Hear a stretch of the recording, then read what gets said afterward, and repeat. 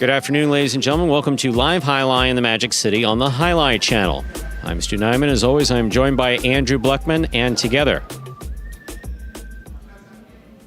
we will be with you for every point played today. All Mutuals wagering is now open on today's 8-game performance. Each of today's 8 games offers win, place, show, quinella, exacta, and trifecta wagering. We have a daily double. That's games 1 and 2. We have 2 pick threes, an early pick 3 and a late pick 3.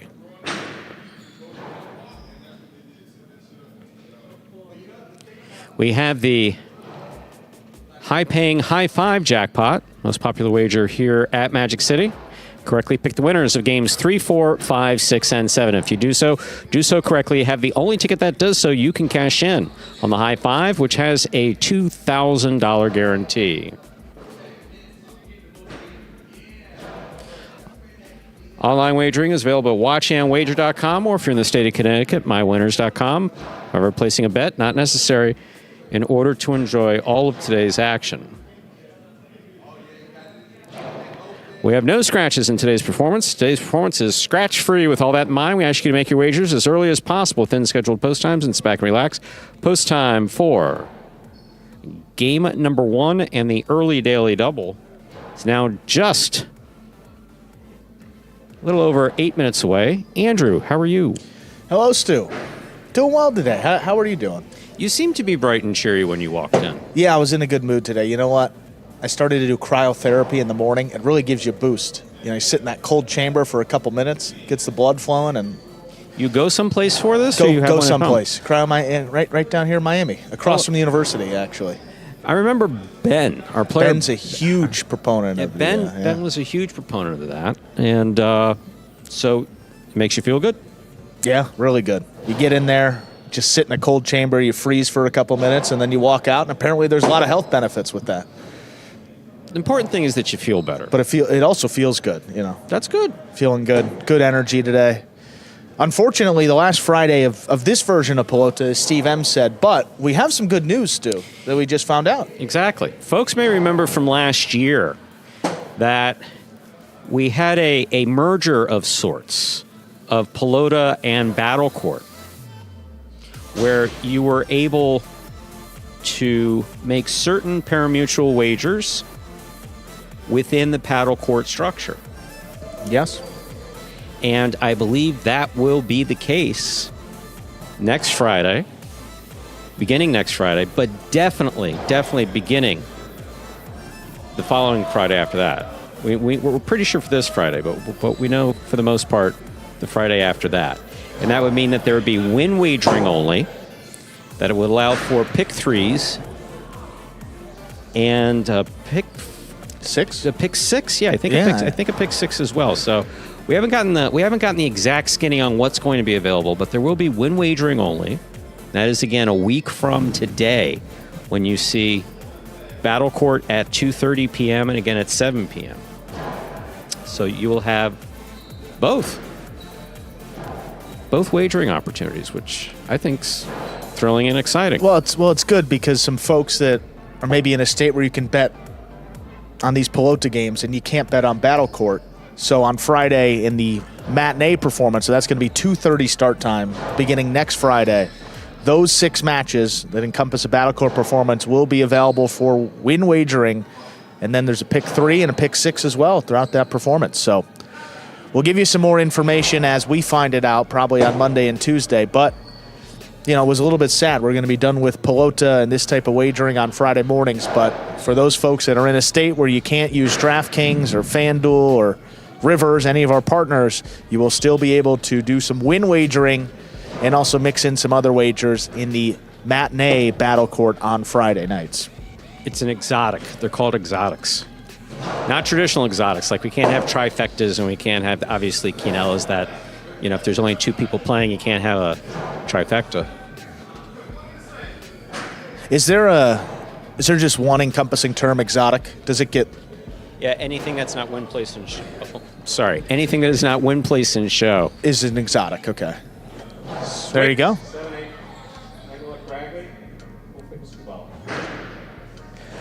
Well, we got about 5 minutes to go here till game number 1. We will toss it to video as we do before the first game of all performances. This one explains the scoring format for all 8 games, which today, as every day, is Spectacular 7 scoring.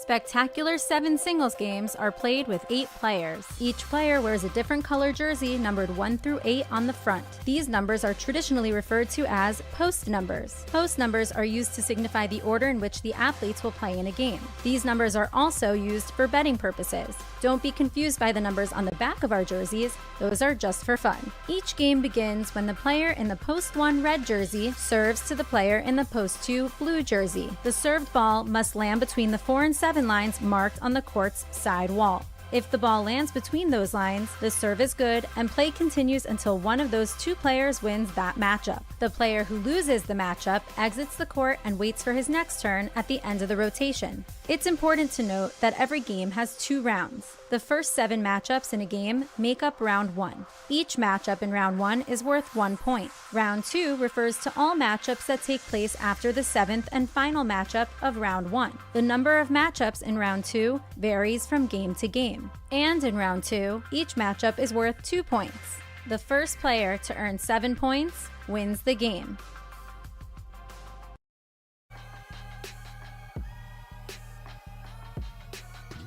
Four minutes to go till we begin game number 1.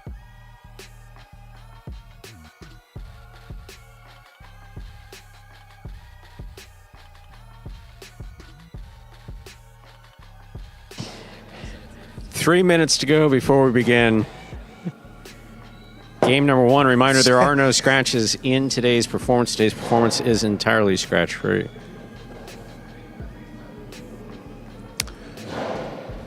Have the backflips been disallowed?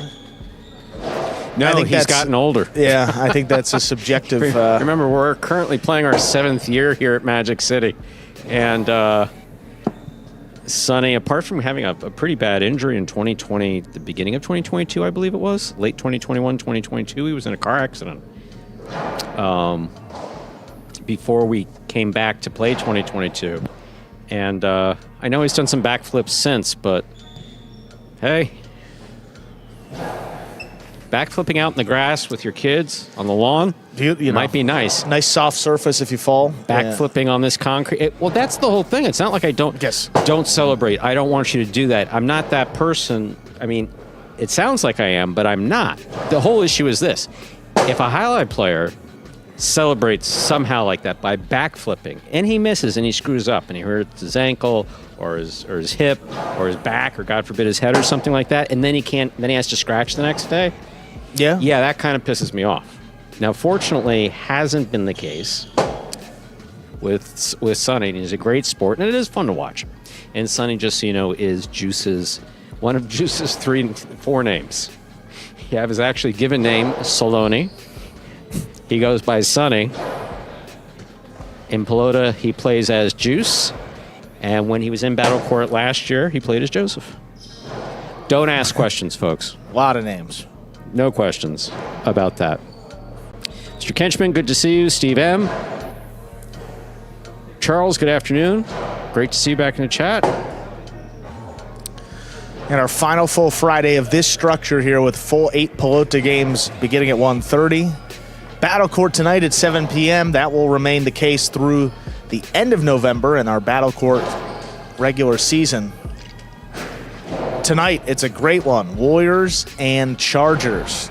2 teams, I believe in the top, I think they're in the top 3. Maybe not exactly given the points remaining. Oh yeah, the top 3 right now. Yeah, Chargers in 2nd, Warriors in 3rd. This is a huge game day. One of these 2 teams, I mean, the difference between 2nd and 3rd place is you actually get to choose the tiebreaker match. I mean, the team that finishes in 2nd place on one of those semifinals will pick the 7th match, and then if you finish in 3rd place, you'll be the team on the receiving end of that choice. So that's a big distinction, and tonight could go a long way in deciding who finishes 2nd and who finishes 3rd. Before that, though, 8 Pelota games starting right now with game number 1. Ladies and gentlemen, ready to begin our first game. It is a spectacular 7 doubles match. Played to 7 points. Points double after the first round of play. Up first and serving the red shirts, post 1, we have Juice Arta receiving in the blue at post 2, Bueno in Tennessee.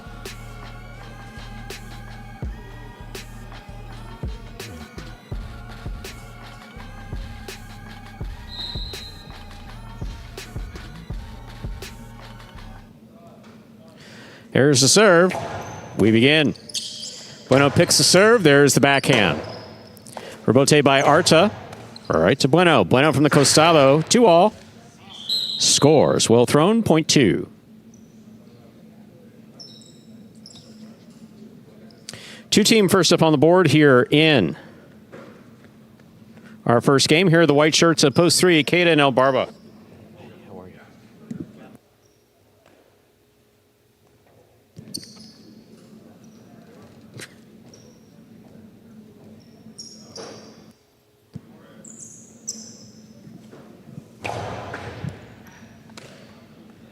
Backhand by El Barba.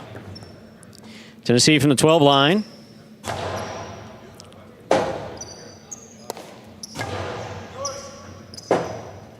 Rebote forehand. Hook to the pad. Point 3. Green shirts post 4. The team of Flores and Ben.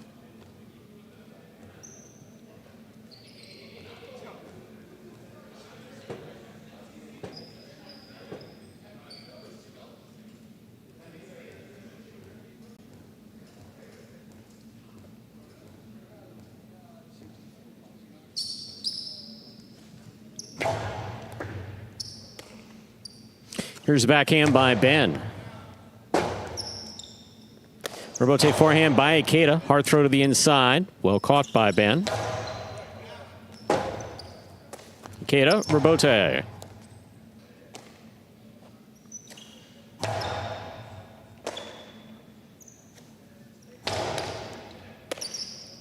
Here's the backhand by Flores. Ikeda's there. Backhand. Rebote to the inside.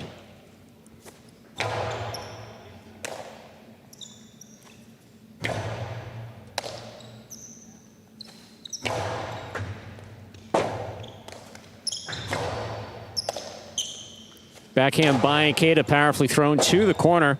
Rebote saved by Ben, well played. Here's El Barba from the 12 line. Ball tipped by Ben, point 3.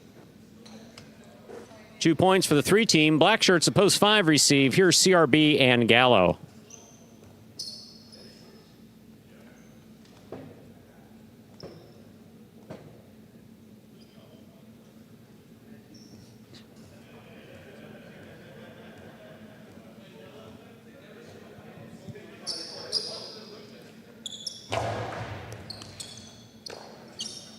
Gallo from the forehand. Catch by Ikeda. Backhand. Karam. Stopped by Ikeda. Point 5. Yellow shirts, post 6. Julian and Cabrera receive.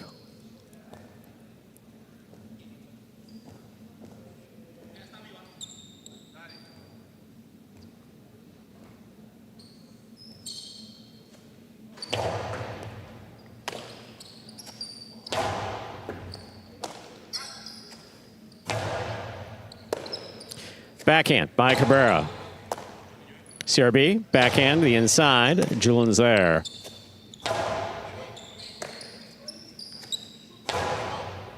Julian back at the 9 line makes the catch. Powerful backhand. That ball's in the overhead screen, point 6. Pink shirts, post 7. Anderluck and Bragley receive.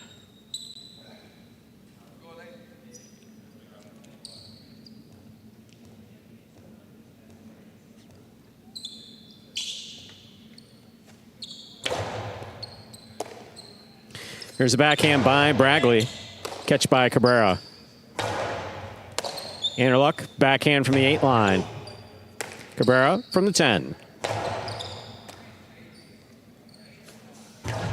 Forehand, too hard, too high, out of play. Point 6. To complete the first round of play, purple shirts at post 8, Cool Fitness and Kubala.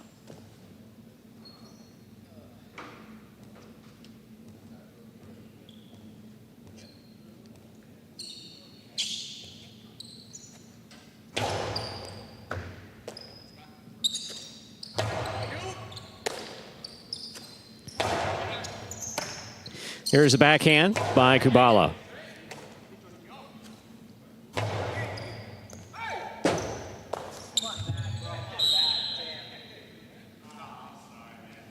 Point 6. 3 points for the 6 team as we complete the first round of play. Matchups are worth 2 points now through the end of the game. First return, red at post 1, Juice and Arta.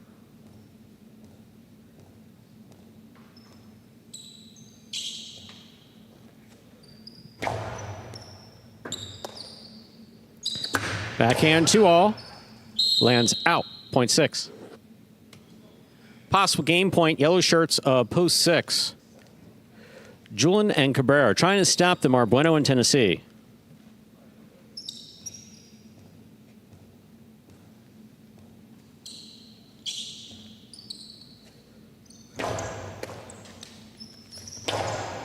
Split placement, perfectly placed by Bueno to score, point 2. 2 with 3 points. Here's post 4 as play continues. Flores and Ben.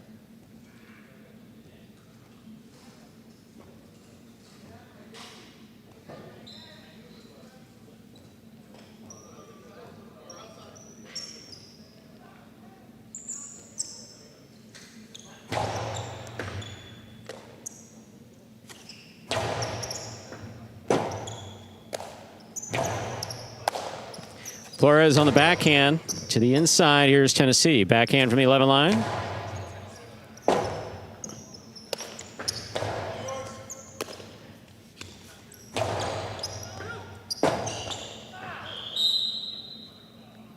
Point 2.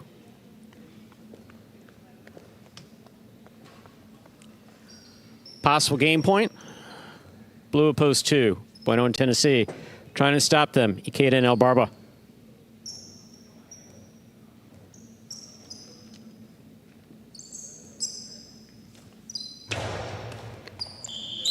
Point in game, post 2. Bueno and Tennessee.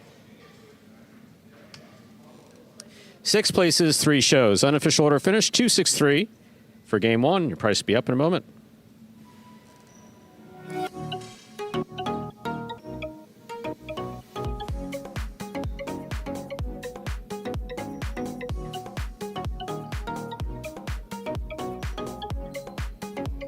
Results are official. Coming in first, post 2, Bueno and Tennessee. Taking second, post 6, Julian and Cabrera. Coming in third, post 3, Ikeda and El Barba. 2-6-3, the official order finish for game 1. There are your prices. $2 Quinella, 2-6, $16.60. The trifecta, 2-6-3, $123.80.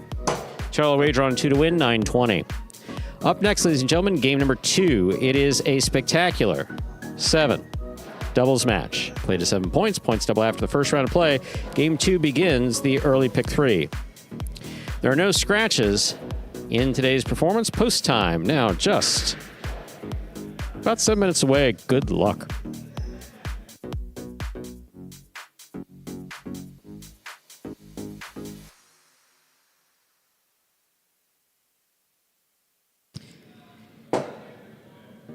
And Steve asked a question answered a question in the chat that is correct. A week from Friday, so a week from today,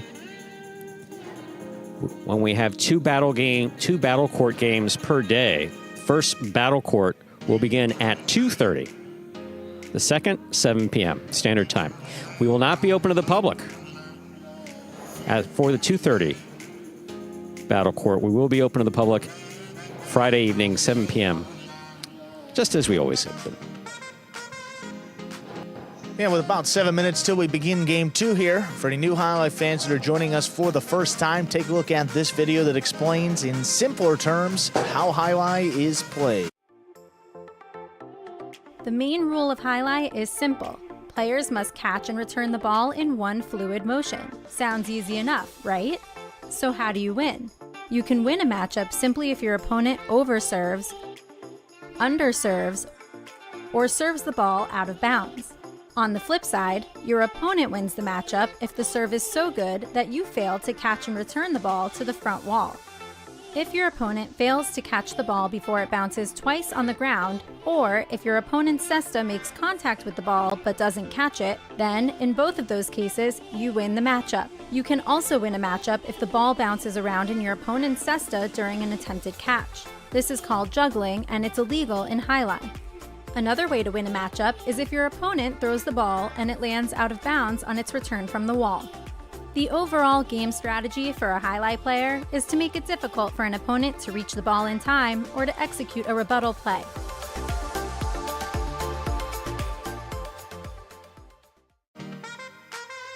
Now we're back here about 5 minutes from the start of Game 2. The Daily Double concludes in this second game. Will Pays will be rotating up on your screen. You see him there right now.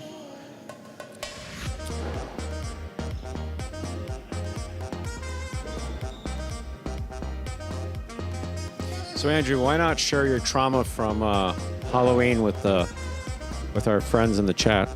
Well, I don't know if anybody's had a similar experience, but as a kid, I grew up in an area that was where the house was pretty secluded. So it wasn't a very hot trick-or-treating spot. So I never really got a lot of kids or visitors to begin with as a kid. So that was fine. That's not the bad part of the story. Was that when the trauma began? That's not the bad part of the story. So I enjoyed Halloween. I would go trick-or-treating in a different part of the town where I grew up, not exactly right where I lived. Okay. Wow, so you went elsewhere to steal other people's games. No, it was still in the same town. It was in Northfield, Illinois, for the record. 12 years go by. This is the first year I'm back in a house celebrating Halloween. I thought that all the neighborhood children would be excited for candy. There'd be, just a steady stream of customers coming to the doors. Hey, trick or treat. You see some nice outfits. You meet some people. You talk to the local kids in the neighborhood. Spread the word of High maybe. And wouldn't you know it, Stu, I bought 5 bags of candy, 2 bags of Reese's. So that I guess that's, we'll call it about 10 bags. Those are big bags of Reese's. We didn't get one kid. Not one. Julian showed up. That was the only person that showed up to the house yesterday. Julian Urbietta's son? No, Julian Goiti, just as a visitor. He was the only one that came by. Julian was trick-or-treating in your neighbor. He came from Broward today to trick-or-treat? Not even trick-or-treating. That was the only visitor of the sorts that came by. Not one. And we live in you can attest to this, Stu. We live in an area that it's pretty open. It's house to house to house. Yeah, no, that's a trick-or-treating neighborhood. No question about it. You hit all the spots. You go right down 27th, and wouldn't you know it, not one person there. So that was a little disappointing. Andrew came in and said, man, you won't believe what happened yesterday. When someone says that, you go, hey, you okay? And he says, yeah, we didn't get one trick-or-treater. I was like, I was kind of excited. What a waste of my emotional energy right now. Just trying to pass it along. I was so excited as a kid, and I didn't want that feeling where you walk up to a house, you knock on the door, sorry, we don't have any candy. I remember how that felt. I didn't want the kids to experience that, and then sure enough, we didn't get one. So, do we go for it next year? I think the answer is yes. I don't want to let that one kid down, Stu. That one kid that comes to the door and say, you know what, I really, I started late. I really wanted just a piece of a Three Musketeers, maybe. I think this morning chill is working for you. I believe. I feel great. You sound enthusiastic. You walked in. Switch 7-8. I still can't feel my legs though. That could be part of it, but I really don't know. But I'm gonna start doing it. I think I enjoy it. And I did see, we got to get that post-game show camera. I know Anthony's listening. Just half an inch up. Can we hide the gut? You got to be kidding me. I'm just going to start sitting there like straight-faced and not say anything remotely entertaining to myself because that's why I do it. I saw that. Did you see how many places that people have the Halloween thing? Oh my goodness. Yeah. But just half an inch. And it's like I was like serious. I was being like sarcastic when you said an extra syllable and I said, or a memo. Yeah. People thought that was funny. Okay. I had friends of mine that said that's a good line by Stu. Well, the funny thing is, the truth of the matter is that's not me trying to be funny. I talk like that. No, that was very genuine. It was very genuine. I talk like that. Well, that's what they wanted when they asked me to do the show in the first place, which wasn't a huge fan of, but Scott's signing paychecks and Lindsay's executive producing, and you want to be helpful. You don't want to be that person that makes things complicated. They say, okay, now we want you to do a post-game show. It's like, well, Andrew would be much better at that. Please leave me alone in a dark room and a microphone and a little peephole to watch highlight, and I'll do that announcing. But no.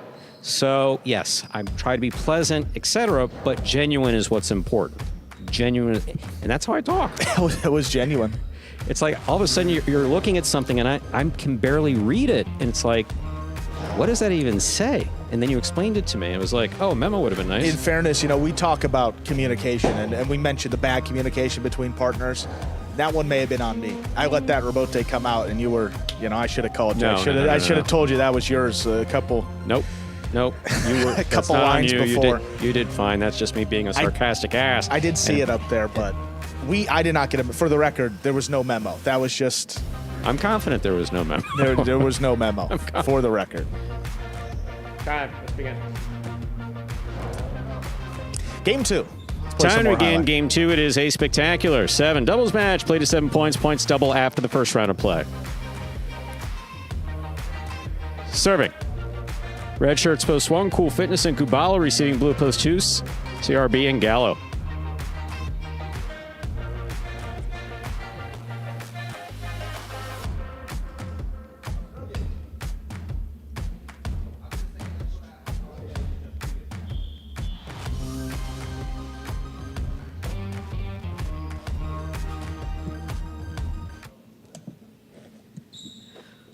Cool Fitness serves. We begin.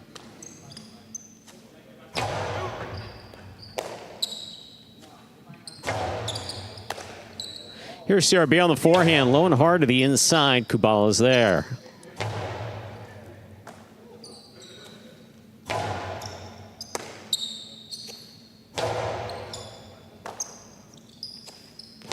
Powerful backhand by Gallo, wall to wall from the left side. Rebote forehand. CRB. Karam caught the top of the pad. Any part of the pad is bad. Point 1. White shirts post 3. Anderluck and Bragley receive.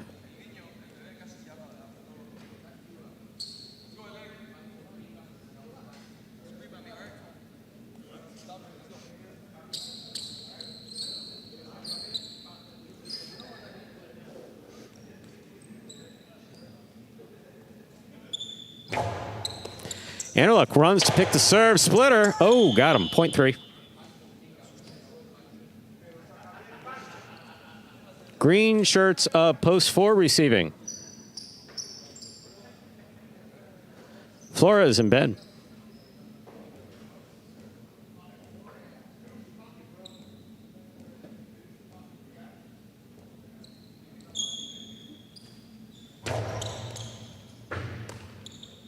Here's Ben on the backhand from the 11 line. Rebote forehand, high to the front wall. Looked like Flores was going to take us. Oh, my.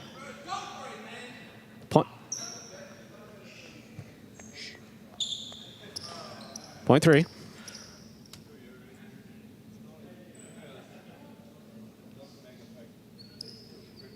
It's just Julian. Julian's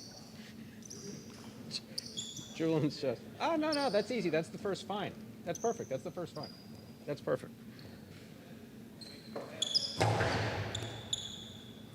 It's easy. It's too easy. 2-all. My, by El Barba, now in the backcourt. Scores, 0.5.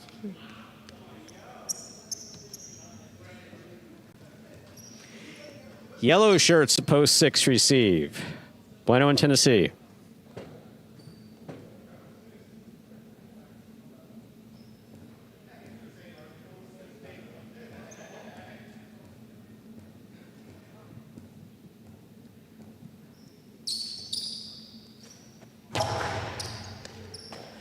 Tennessee on the backhand from the 11 line to the inside. Rebote dropping, saved by Keita. Here's Bueno. Rebote forehand. Catch by Bueno. There's the backhand.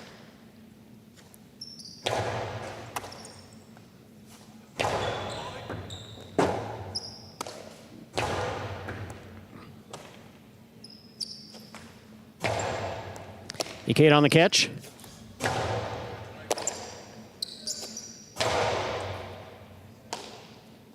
Here's the backhand by El Barba. Bueno midcourt. Rebote clips the sidewall. Caught in the air by Ikeda. Juggling on the catch of Bueno, 0.5.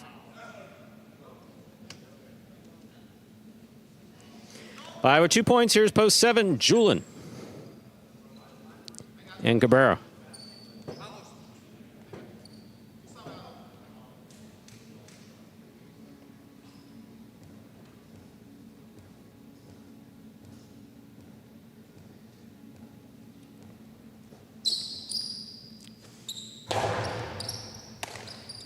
Here's a backhand by Cabrera. Catch by Ikeda.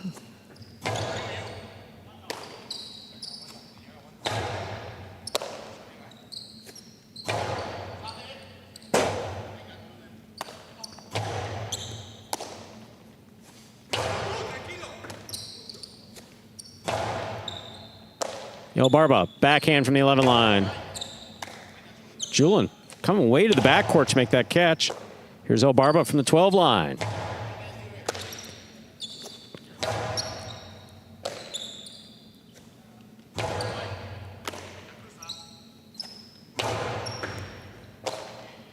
El Barba again, backhand to the inside. Julin.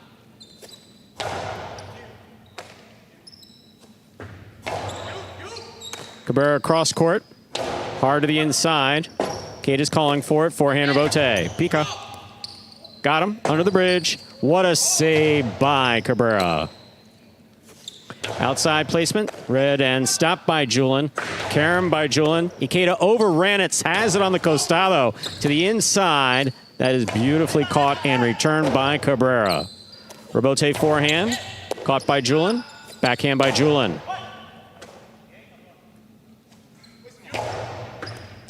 Here's Cabrera from the 11.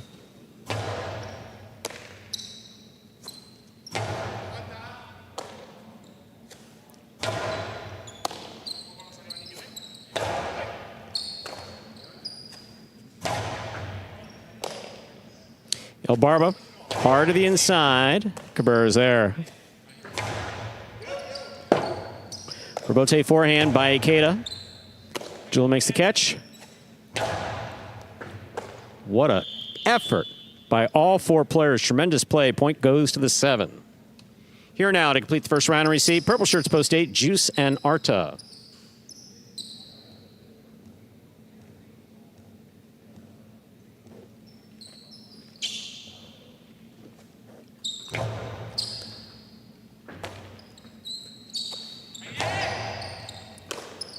Here's the backhand by Cabrera.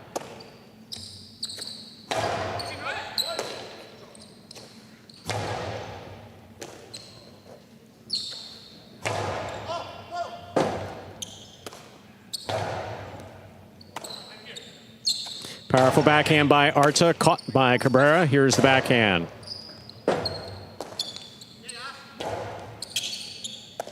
Julin on the forehand. Low and hard. Caught by Arta, dropped by Arta, 0.7.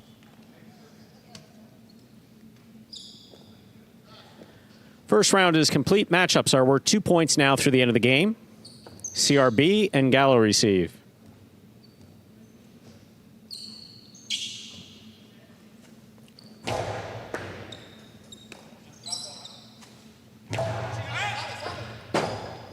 Rebote left side.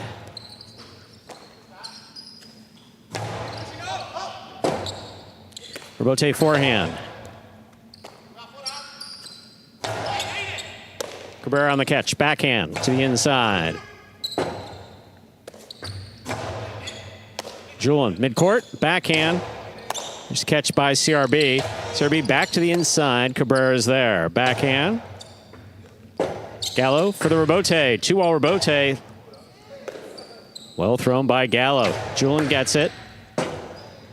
That cut out beautifully in the backcourt to score, 0.7. 7 with 4 points. Here's post 1. The red shirts, Cool Fitness and Kubala.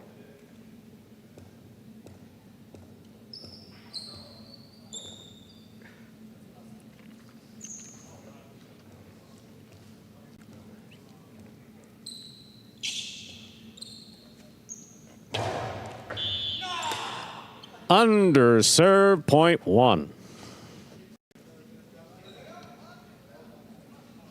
Green shirts, post 4. Flores and Ben receive.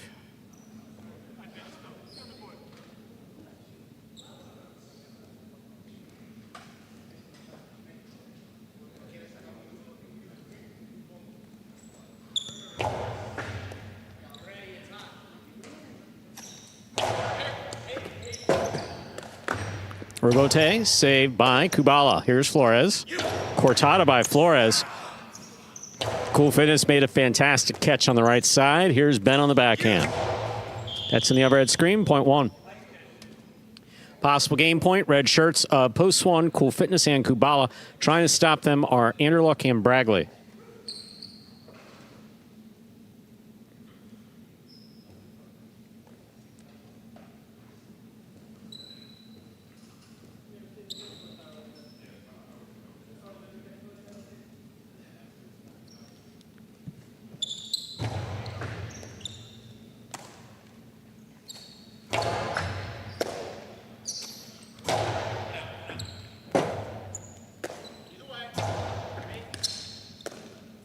Here's a backhand by Kubala. Anderluck, great catch at the 10 line. Backhand. Kubala's there.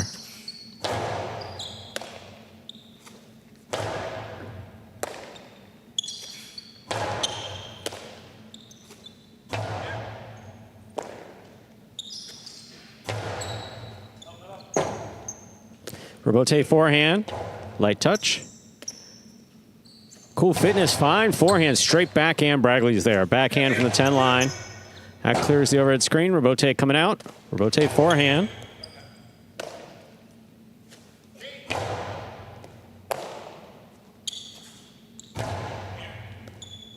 Bragley reaches way up to make that catch at the 13 line. Hard forehand to the inside. Robote on a high bounce. Cool Fitness makes the save.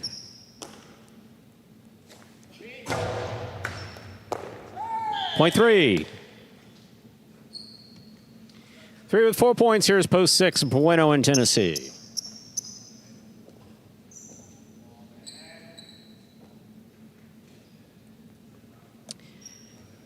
Yeah, Jatna, with Cool's catch that was coming to his left, he had to switch to the right. We see that often.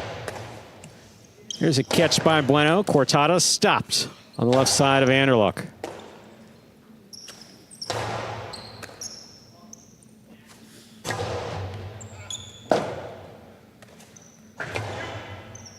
High scoop on the forehand of Anderluck. He rifles it back. Bueno stops it.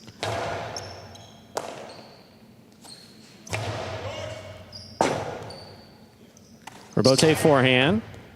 Bragley's there. Backhand to the inside. Wall to wall. Robote coming out. Robote forehand to the inside. Here's Bragley.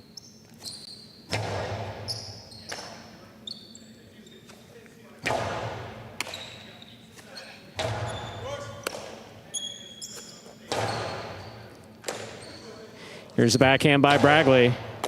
Bueno, midcourt. Anderluck's on it. Backhand from the 8 line to the inside.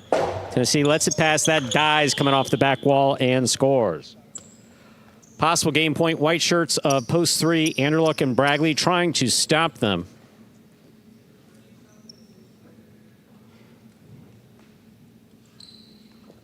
Ikeda and El Barba.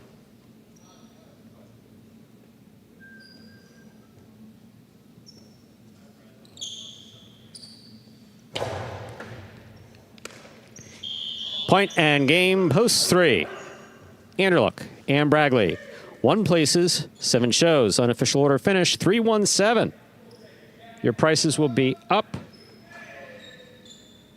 in a moment.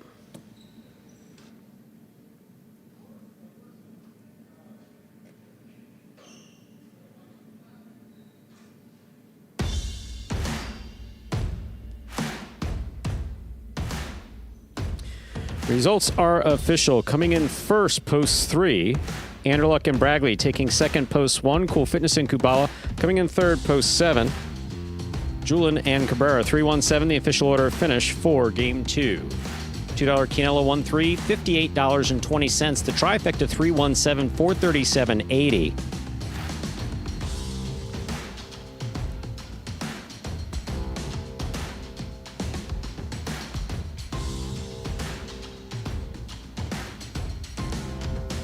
Daily double. 2-3, 46-40. Up next, ladies and gentlemen, is game number 3. It is a spectacular 7 singles match, played to 7 points, with points doubling after the first round of play. Game 3 also will begin the high five for today. There are no scratches that affect game 3 or the high five. Post time, a little over 7 minutes away. Good luck.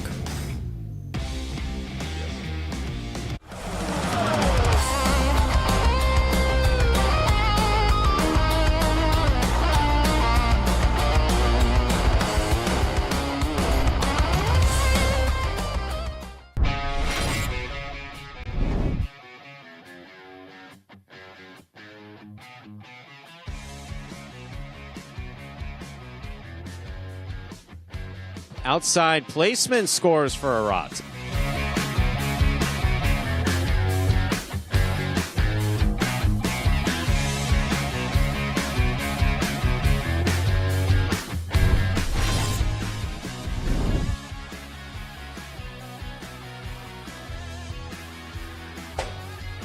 Ball taking an odd bounce off the back wall. El Barba advances, takes it on the bounce at the 4 line. Outside placement. Placed outside well to score.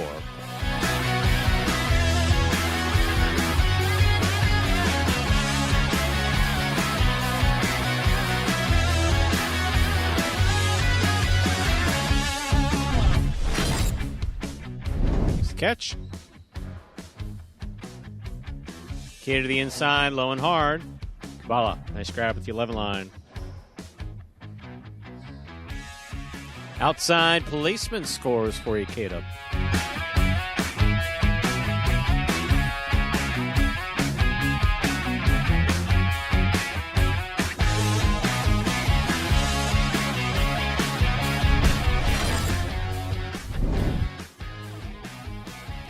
Backhand by Aratz. Benny's there. Here's backhand by Benny. Wall to wall. Rotate forehand, drop shot. Benny gets there, stops it. Outside placement, scores.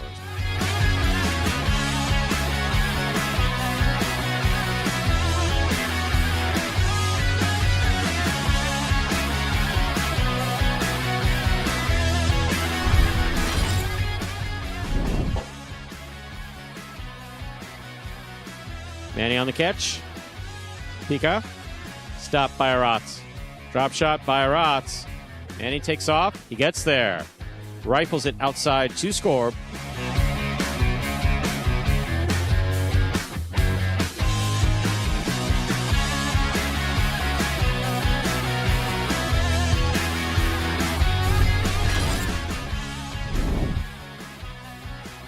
Backhand by Anderluck. Catch by Bragley. Backhand by Bragley. That clears the overhead screen. Anderluck outside placement of the forehand rebote is in.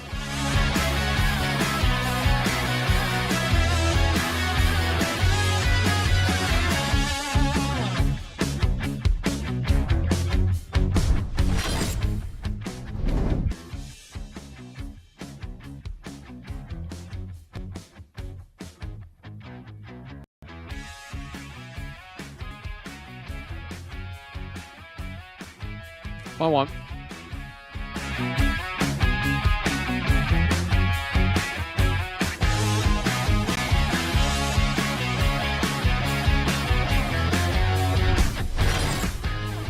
Hello. Tennessee's there. Bala moving out to the 5 line to turn the rebote. Outside placement scores.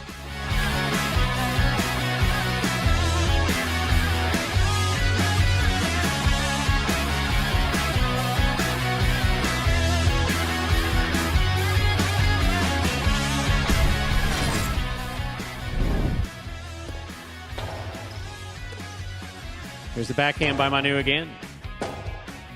Rebote forehand. Side placement of the forehand rebote scores.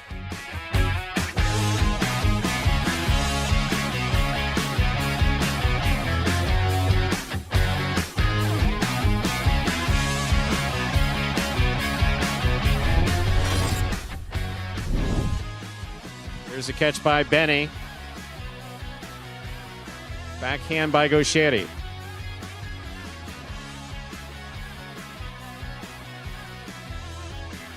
In, pointing.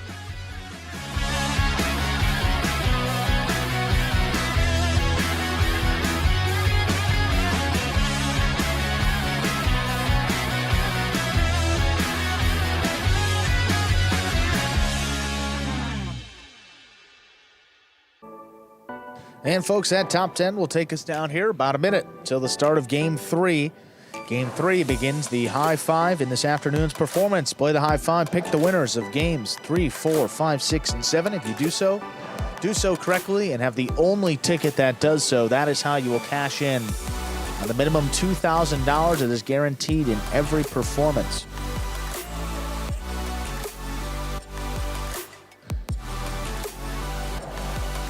Go back here and check out the stats. I know that the high five had a pretty decent pool Monday and Tuesday, or maybe just Tuesday, but let's check it out. The last day we were here, the 23rd, just want to see the carryover. Yeah, 1391 in the carryover alone, so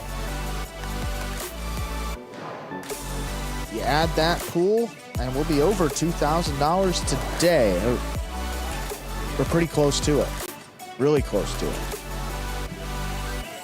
Let's begin Game 3. This is game number 3, a spectacular 7 singles match played to 7 points with points doubling after the first round of play. Game 3 also begins the high five for today. Play the high five, correctly pick the winners of games 3, 4, 5, 6, and 7. Have the only ticket has the correct numbers to win a minimum $2,000. Serving, Cabrera. Receiving, Manny.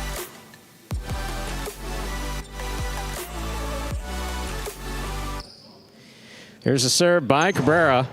We begin.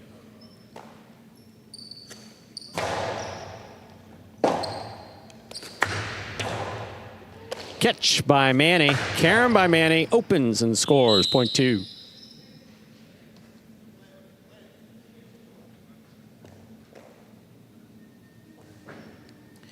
White shirt to post 3. Tennessee receives.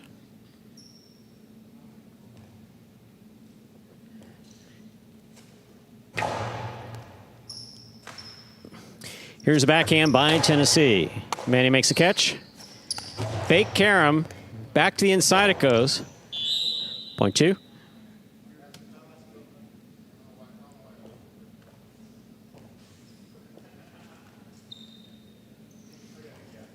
Green shirt to post 4. Anderluck receives.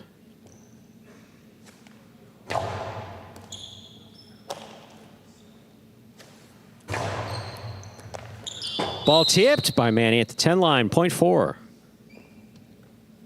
Black shirt to post 5. Here's Julin.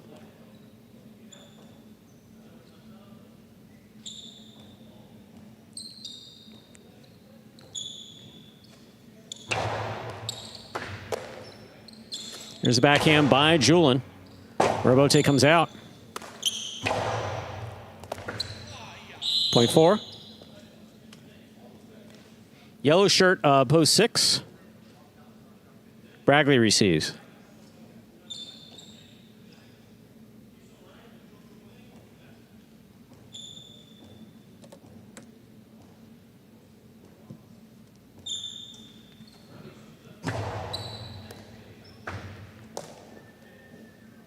Big right side by Bragley.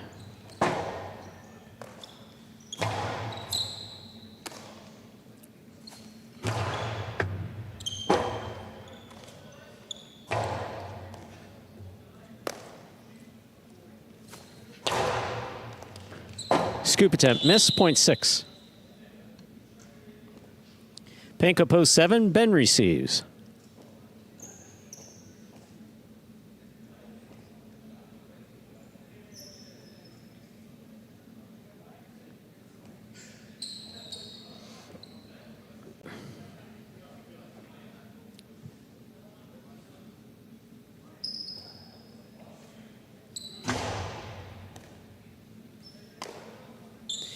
Ben from the forehand. Bragley backs up to take it on the bounce. Hard throw. Robote for Ben. Ben makes a save right up the middle. Bragley from the 10 line. Karam.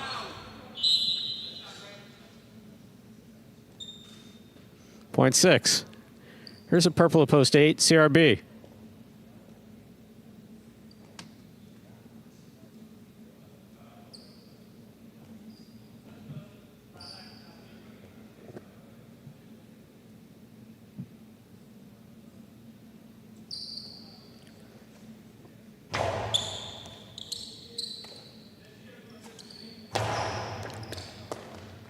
Here's a backhand by Bragley. CRB winds up. Scoop by Bragley. Powerful backhand. Robote, left side.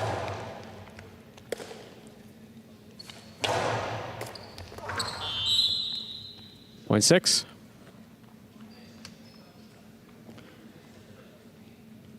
Bragley has 3 points as we complete the first round of play. Matchups are worth 2 points now through the end of the game. First to return, post 1, Cabrera.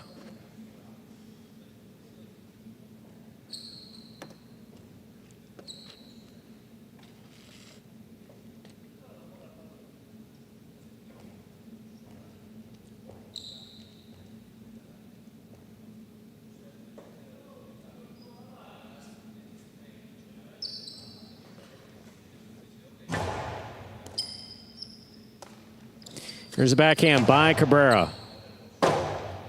Robote forehand.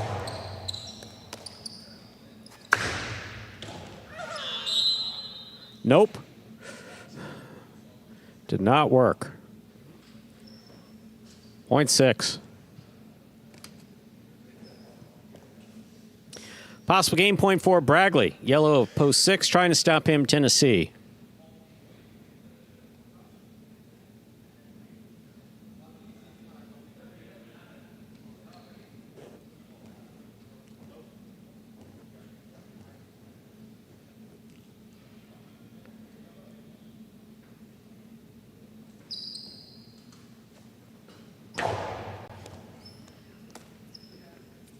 Powerful backhand.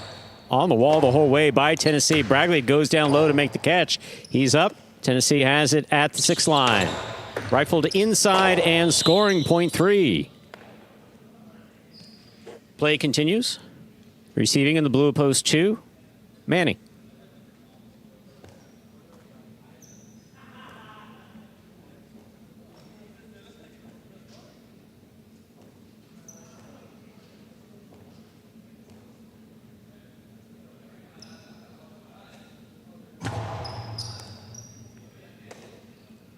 Here's a backhand by Manny.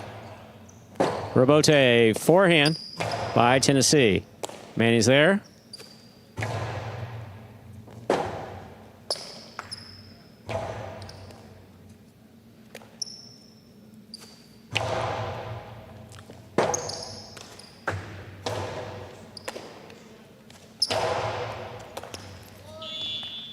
Safe at 10, but dropped the ball, point 2.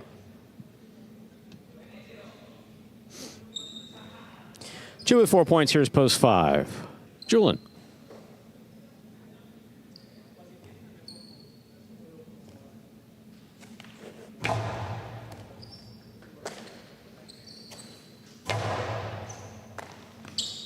There's a backhand by Manny.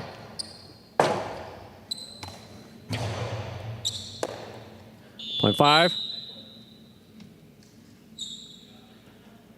Green at post 4. Anderluck receives.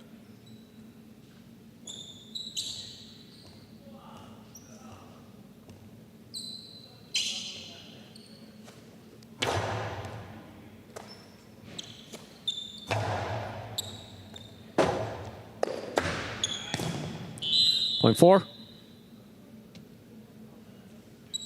4 on the board, 4 points. Here's post 7, Ben.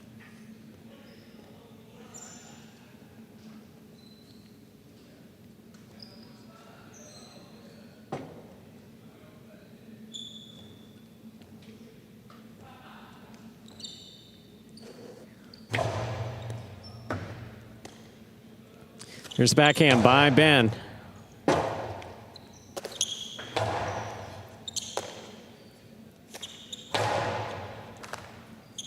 Anderluck, backhand from the 9. Scoop attempt, miss, point 4. Possible game point, green shirt at post 4. Anderluck trying to stop him, CRB.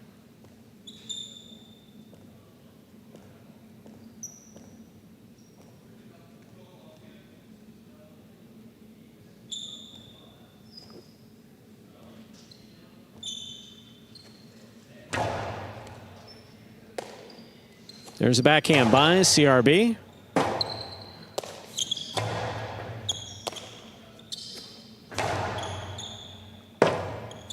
Rebote forehand.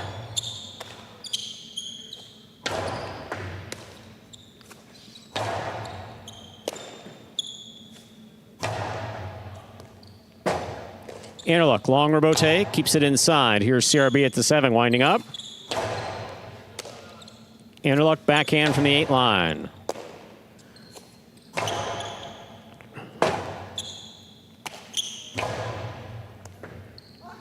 Point and game, post 4, Anderluck. No playoff here. 4 wins it, 6 places, 2 shows, 4-6-2. Unofficial order finish for game 3.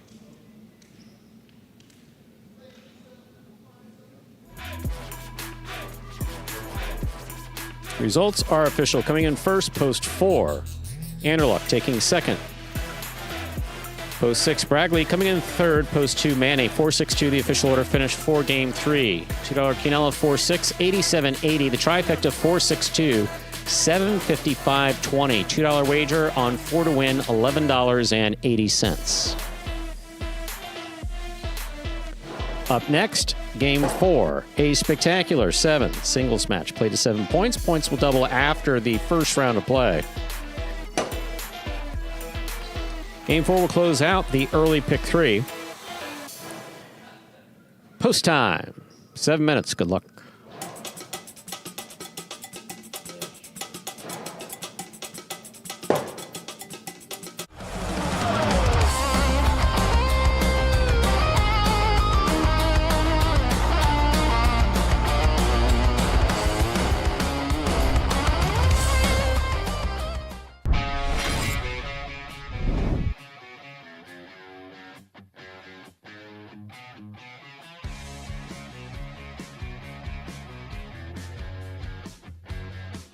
Drop shot.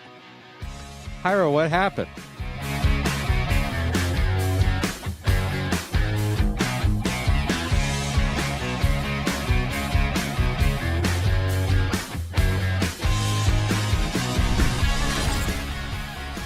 Rebote forehand. Beautiful catch by Bueno. Rebote forehand to the inside. Scoop by Bueno. Drop shot. Beautifully executed by Bueno.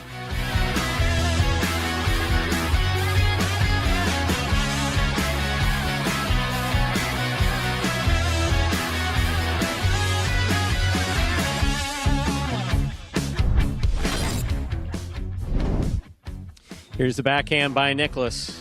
Catch by Iñaki.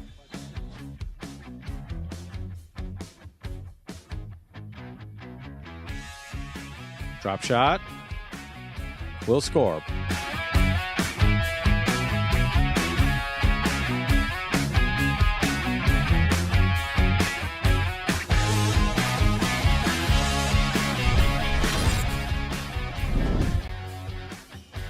Bradley on the bounce, outside placement attempt.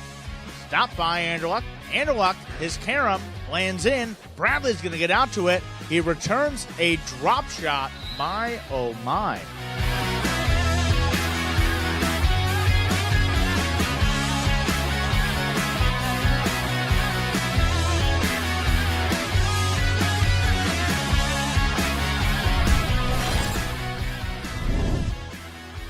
Scoop by El Barba. Backhand to the inside. That's well thrown. Excellent catch by Flores. Here's El Barba. Drop shot. Scores on the second bounce.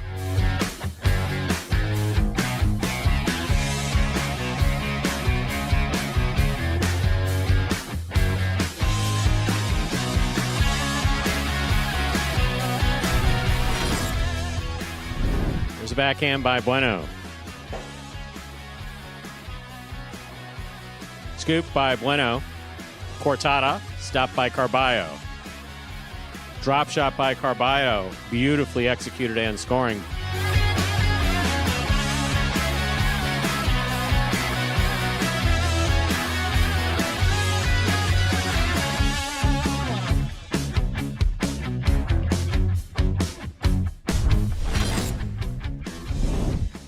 Rebote to the inside. This one caught in the air by Jairo. Jairo on the backhand. Rebote forehand. Jairo on the catch. Drop shot by Jairo. Scores on the second bounce.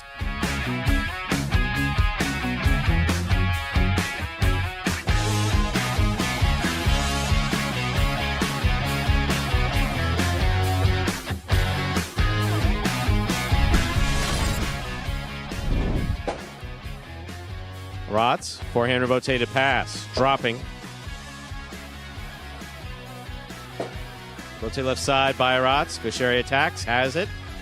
Wow, that was beautiful.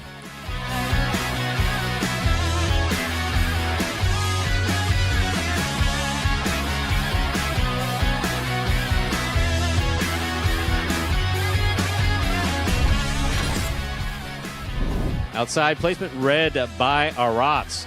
Aratz read by Manu. Backhand by Manu, lower and harder. Rebote, placed to the inside. Manu's there, winding up. Drop shot. That was perfect.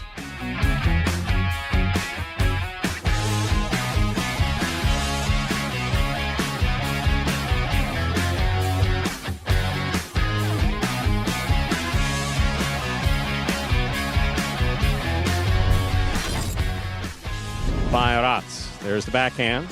Gaucheri's there. Aratz commits to the backcourt. Here's the backhand from the 12 line. Gaucheri from the 10. Long drop shot. Aratz will not get there.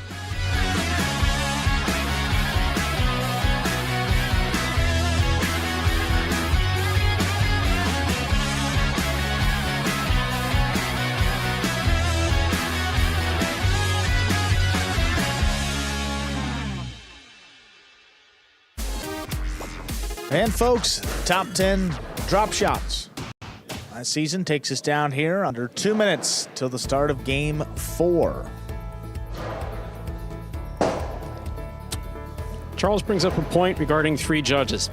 Charles, I got to tell you, so for a court that's 120 feet like here at Magic City, I do agree with you. 2 judges is more than enough. But if you add another 46 feet, so you have the court at Miami. No, wait, that's 56 feet. 120. Yeah, that's 56 feet. Or 58 feet, and have the court at Dania. 3 judges really is optimal. You have 1 judge on the underserve line for the serve, 1 judge on the overserve line. The center court judge has always been the quote-unquote chief judge. And then a judge in the back. That's pretty much all optimal for covering a long court. Short court here, to have 3 judges out there and 4 players, for instance, that's a lot of people for a relatively small space. So 2 judges work with the short court. See, not many steps. I mean, if you go from the overserve line to 10 or 11, that's it. Exactly. You just watch the serve and then step back. Yeah. And compare that to how many steps it take you to get from the 7 to the 11 at Dania or Miami. That's a lot of court. And if you're not right there, it's difficult to see those line calls, particularly with the over and the underserve too. Or even if you're a backcourt judge on a long court, which is one time that I judged. Oh yeah, that's where I was standing. It's really difficult to see anything going on from the 4 to the front wall. It really is. I blew a juggling call on Kristoff, and I didn't see the ball. I saw his white Senta flash. Yeah. Yeah, I totally blew that call. That was fortunately, 2008? Time, let's begin. Before that, sometime before that. Ready to begin game 4. It is a spectacular 7 singles match. Played to 7 points. Points double after the first round of play. Serving in the red shirt of post 1, CRB. Receiving in the blue of post 2, Kubala.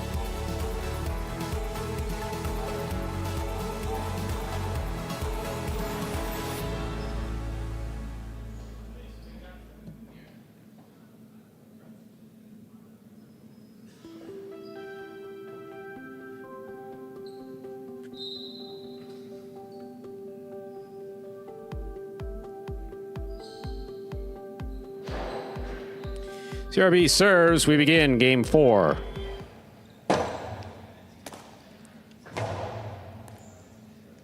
Here's Kubala from the 7 line. Backhand to the inside. Robote forehand.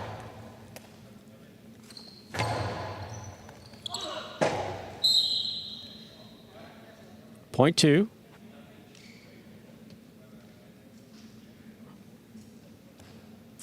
Wide at post 3. Ben receives.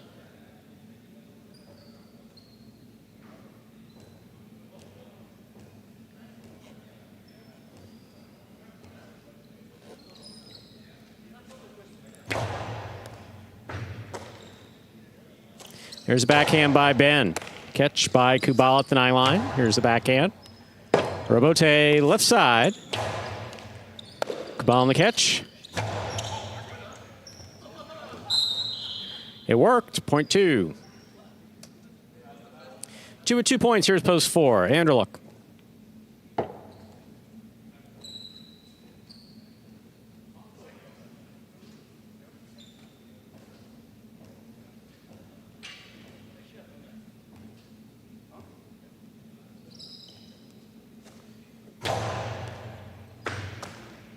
Here's a backhand by Anderluck. Catch by Kubala. Kubala from the 10 line.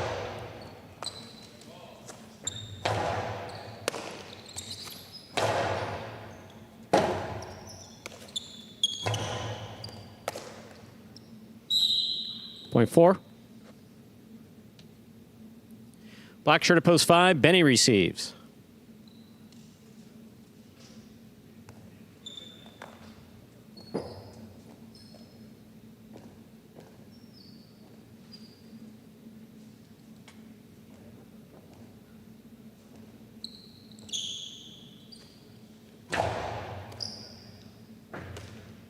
Here's a backhand by Benny.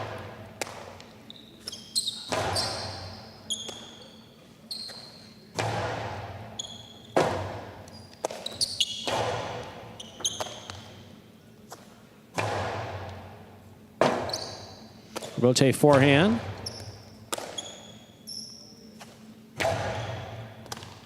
Point 5. Yellow shirt at post 6. Manny receives.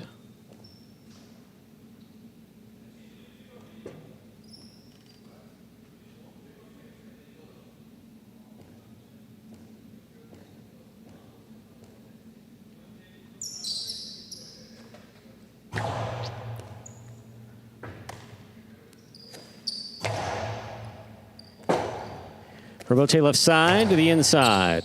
Manny makes the catch.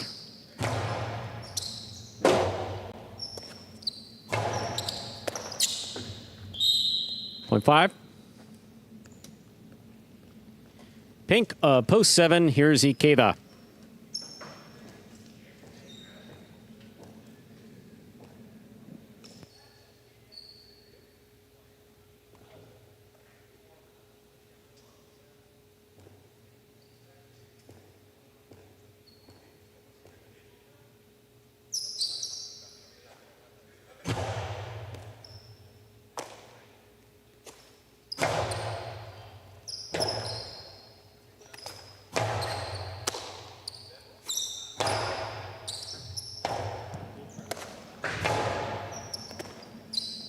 I don't think so.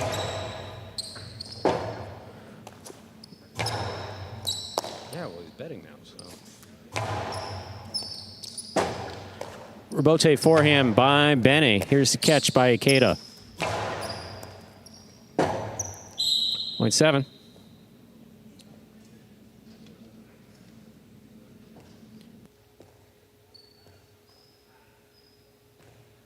Here now to complete the first round receive. Purple shirt at post 8, Gallo.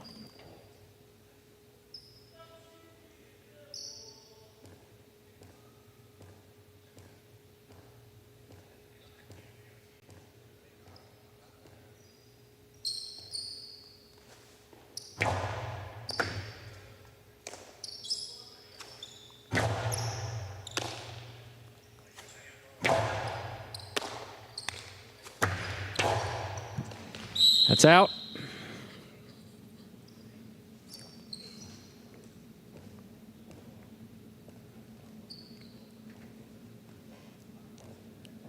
Point 7.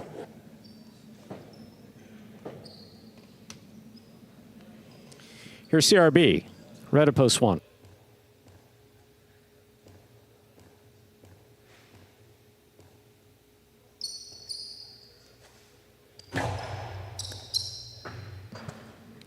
Here's the backhand by CRB. Rebote. Scoop and the backhand by CRB. Ikeda's there.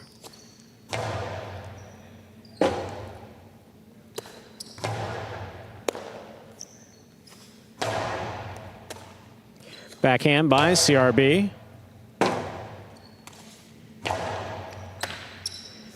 CRB now from the 8 line. Nice catch and return. Rebote forehand by Ikeda. Inside placement scores. Point 1.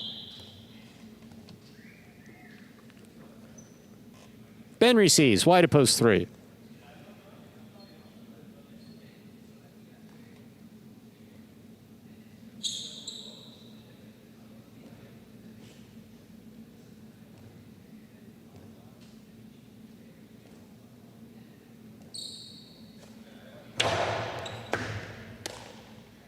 Backhand by Ben. Rebote left side.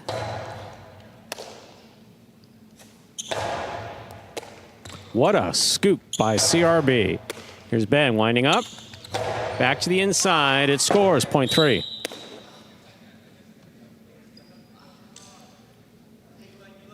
Kubala receives. Blue post 2.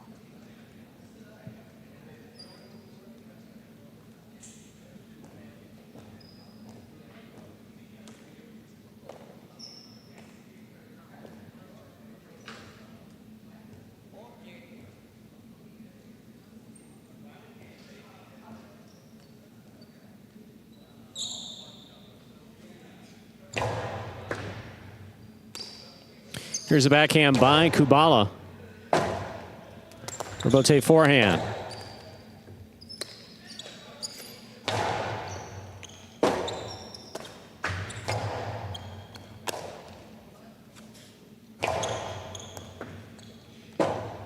Rebote save. Beautifully played by Ben. Here's Kubala. Hard to the inside. Ben's there. Backhand from the 9 line. Rebote coming out.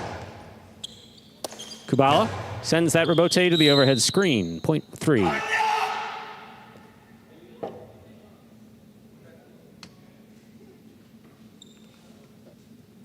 Three with 4 points. Here's post 4, Anderluck.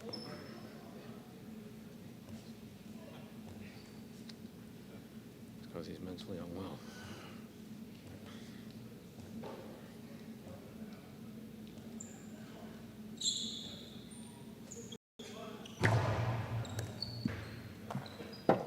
Point 3. Ball tipped. Point. Possible game point, rather, for post 3. Ben trying to stop him. Manny.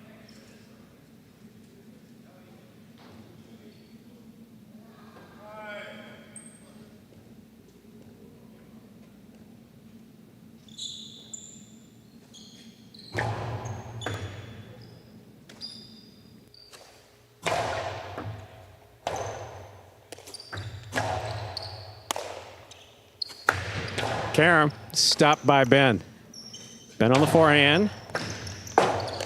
Manny sends it, but sends it to the overhead screen. He's up and gone. Point and game, post 3. Ben. 3 wins it. 5 first serves to 7. 1 will then serve to 2.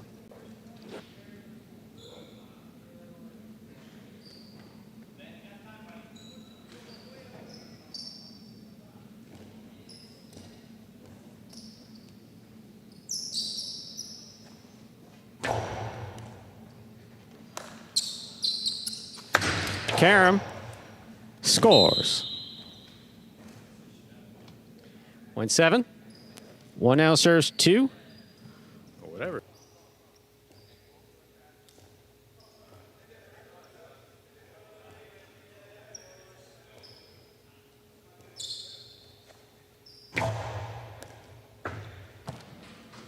Here's a backhand by Kubala.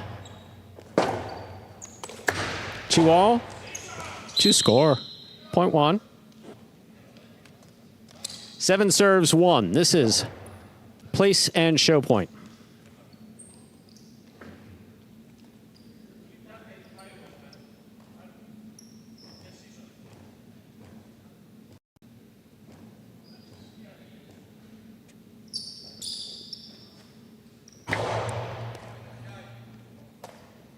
Here's a backhand by CRB. Robote forehand to the inside.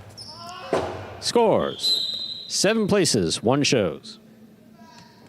3-7-1, the official order of finish. 4.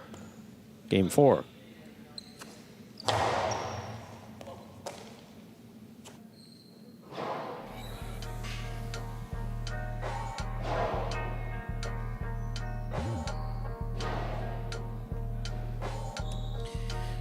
Results are official.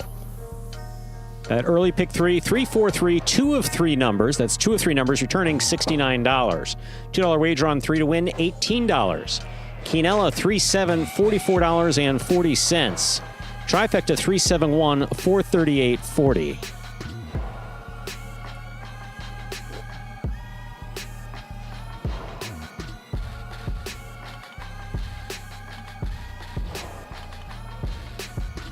Up next, ladies and gentlemen, games 5, 6, 7, and 8.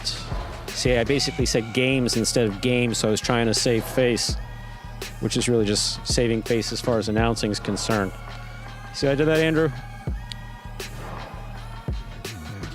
Teach you that next year. I did see that. You see how I spun that? See how I spun that? Up next is game 5. A spectacular 7. Doubles match. Play to 7 points. Points will double after the first round of play. There are no scratches in our 5th game. There are no scratches in our performance today. Post time for game 5. 7 minutes. Good luck.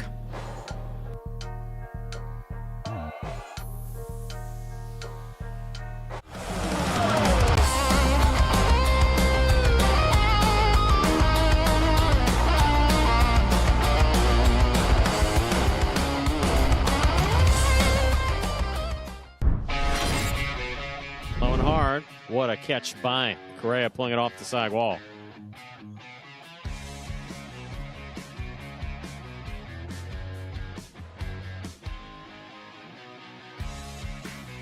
Karam scores.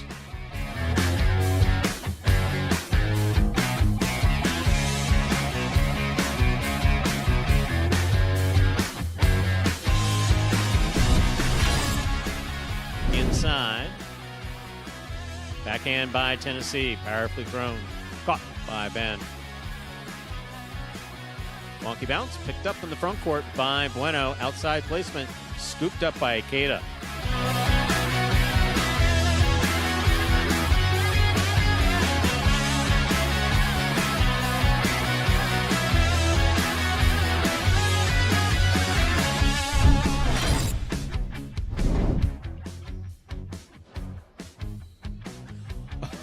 Last second scoop worked for Bragley. Here's Gauchetti. Outside placement stopped by Iñaki. Karen by Iñaki scores.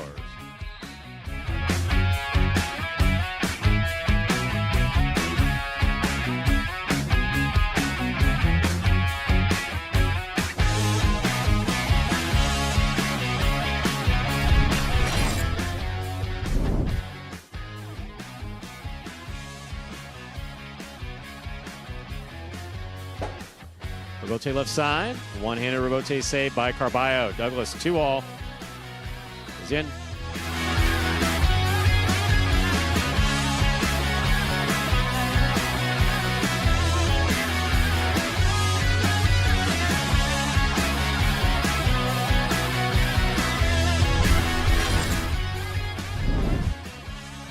Beautiful catch by Douglas. There's the backhand from the 9.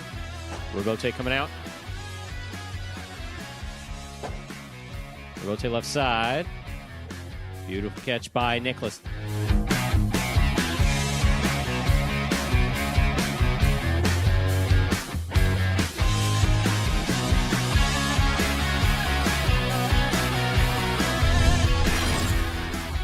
Ball gets in there to make the grab in the backcourt. Manu from the 11 line. Robote saved by Douglas. Here's the catch by Obarba. El Barba's 2-all. It's in.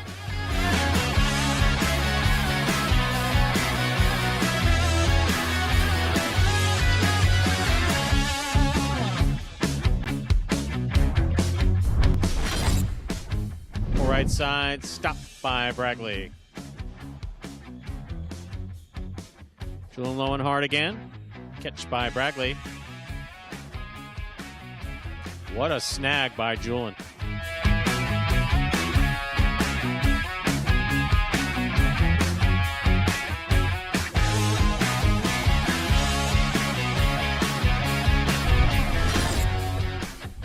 Placement by Manny. Stop by Ben. Beautifully caught. Big forehand. Robote coming out. Manny makes the save. It attacks. Powerful forehand, low and hard. Manny for the Robote. Diving save is in play.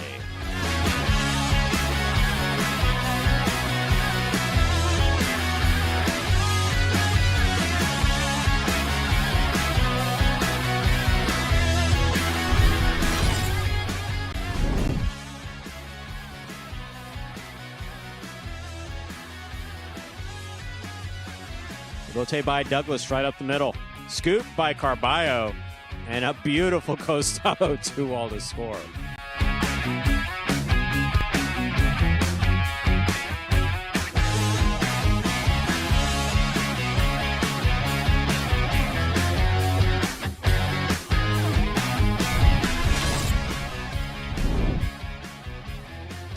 Bradley able to pass. CRB left side of Bote. Opens up to the outside. Inaki. Low and hard, Benny. Ooh, that died. One-handed effort. He saves it. It's a 2-all. Oh, and it's in the net to score.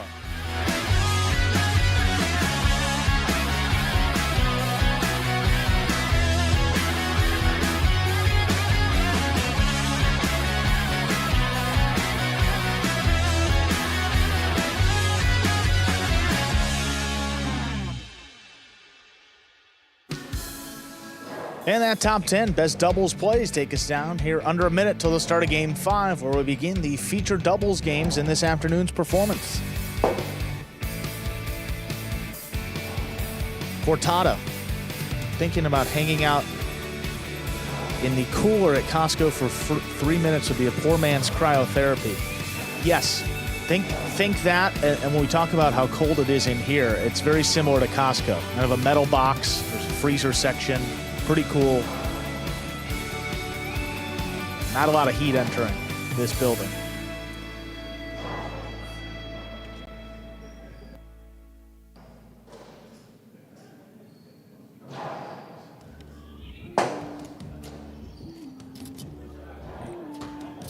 With that, 0 minutes on the clock, let's play game number 5.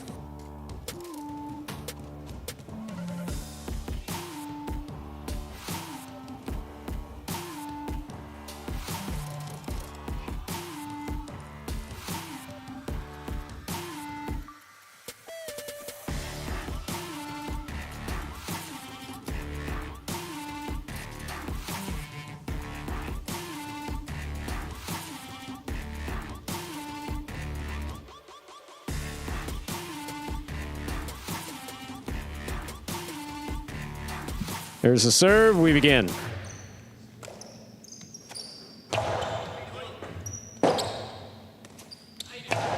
Thanks.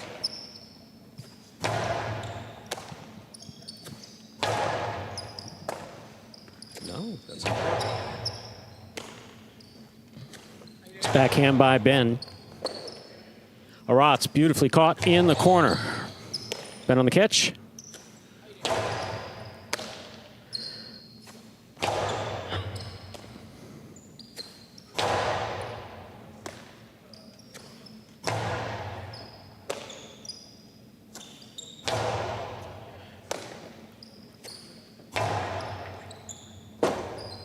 Robote forehand. Here's the backhand by Aratz. Gosheri's there. Backhand.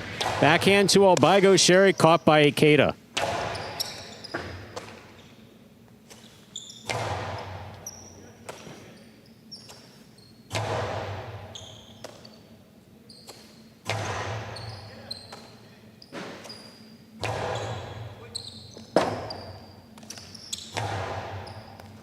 Aratz, backhand from the 11 line to the inside. Robote coming out. Ball tipped, point 1. Receiving white shirts, post 3, Iñaki and Julian. Jadna, no, this is not the last of Pelota. We're going to be having Pelota on Mondays and Tuesdays through December. Blah, blah, blah, blah, blah. I don't know what the closing date is. But we will be having 2 battle courts, one at 2:30 and one at 7 on Fridays, beginning next Friday.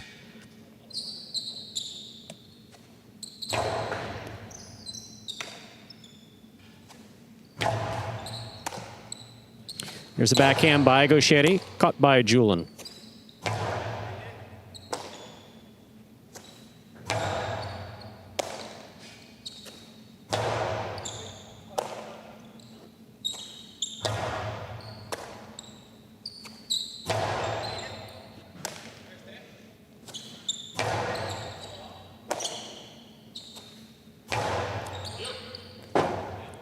Robote forehand by Gaucheri. Inaki's there.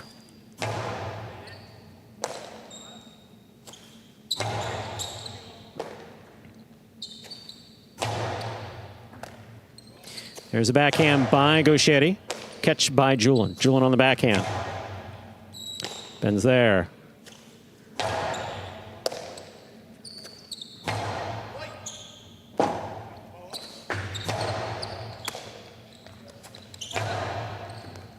Beautiful catch by Ben at the 12 line. There's backhand.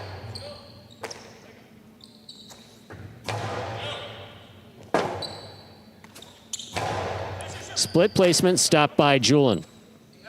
Julian with the cortada. That scores point 3. Green shirts, post 4. Jairo and Benny receive.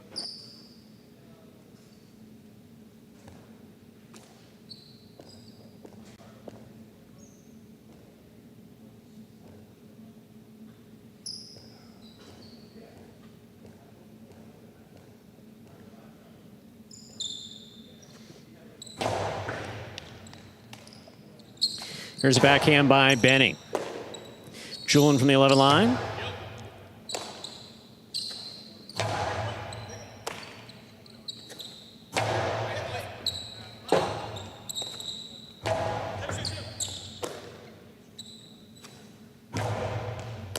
Here's Jairo. Backhand at the 8 to the inside. Julian's there. Beautiful catch.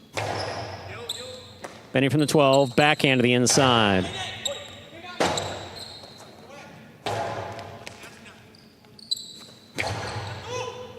What a catch by Julian. Forehand play. Bote Corredo in the corner. Julian now up high. Catch by Jairo. Robote left side by Iñaki. Here's Benny from the 9 line. Backhand to the inside.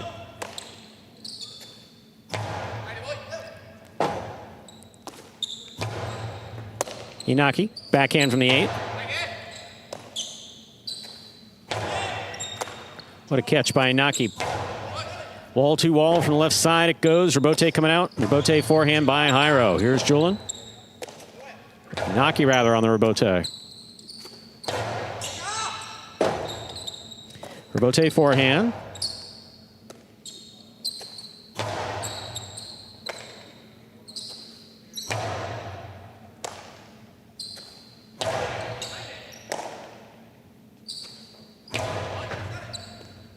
Jairo at the 9 line. Robote to the inside. Here's Julian.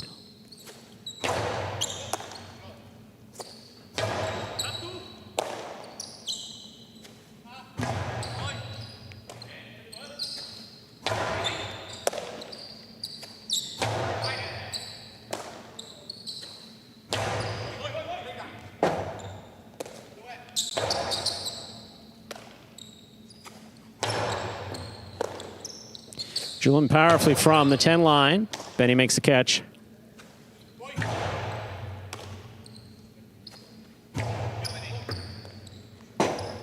Robote left side.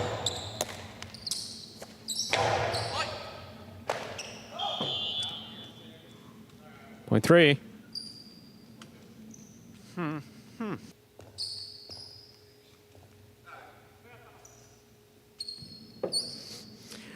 Black shirts post 5, Alex and archery.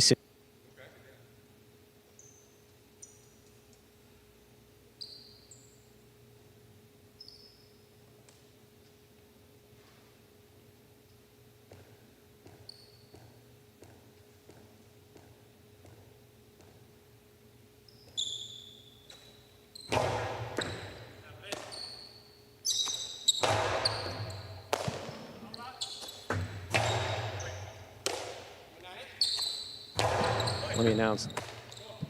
Here's a backhand by Julian. Alex makes the catch midcourt.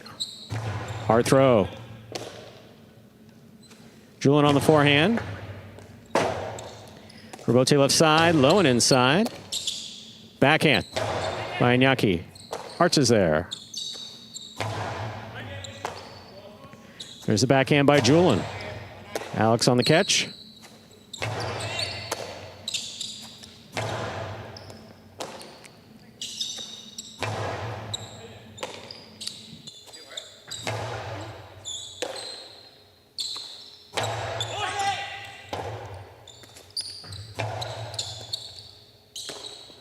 Ball tipped, point 3. 3 on the board, 3 points. Here's post 6, Bueno and Nicholas.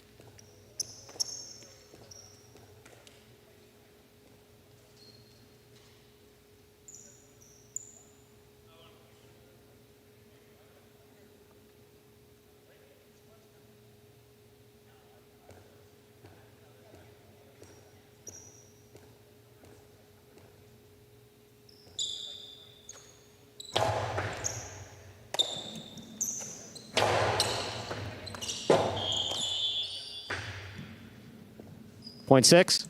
No, the other thing about it that's funny. Pink post 7, CRB and Cabrera. The other thing.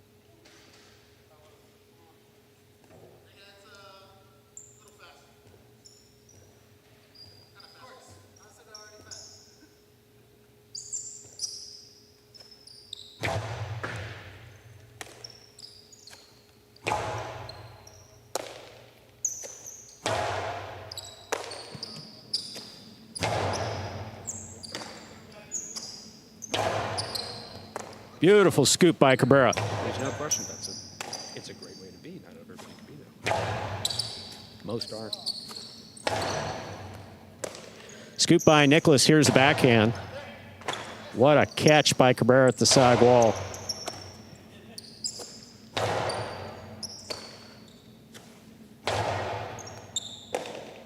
Nicholas on the backhand from the 12 line.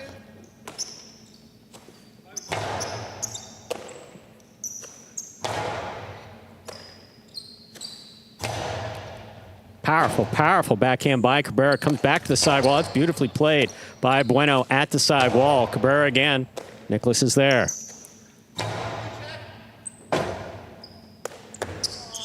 Point 6. Here now to complete the first round and receive. Purple shirts post 8, Douglas and Manning.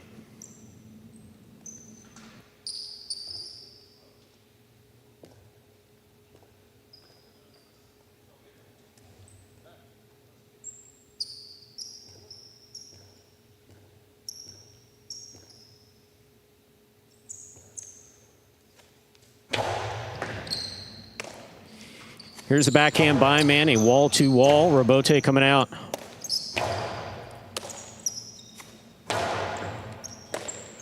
Here's the backhand by Nicholas.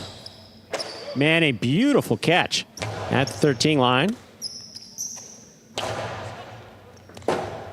Robote left side.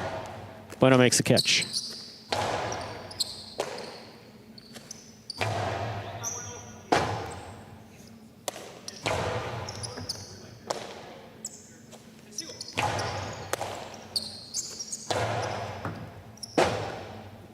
Robote forehand by Douglas. Nicholas is there. Backhand from the 10 line. Manny over the top. Nicholas on the catch. Backhand from the 8 line. Low and hard. Douglas at the 9. Douglas on the catch. Split placement. Oh, point 8.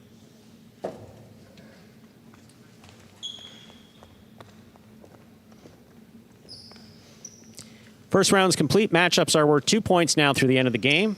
Kata and Arats receive.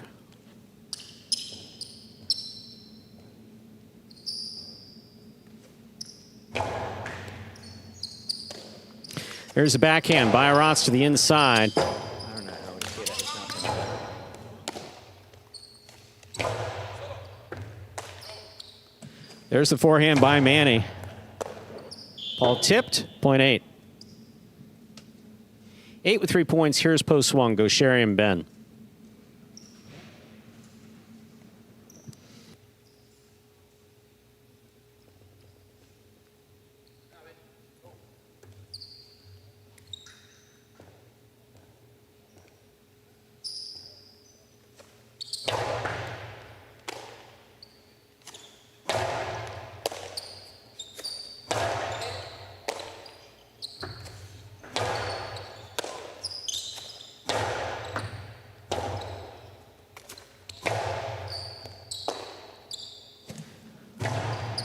Sherry on the catch. There's the backhand.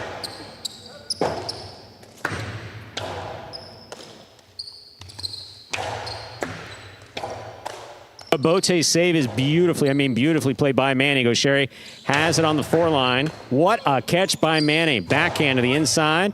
That passes Ben. Sherry, forehand Robote. Douglas gets in there, takes it in the air at the 8 line. Ben on the catch. Backhand from the 12. Big right side by Manny.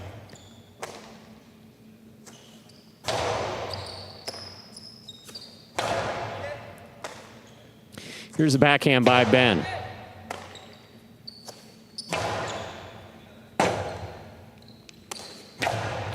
Douglas midcourt, backhand, hard to the inside.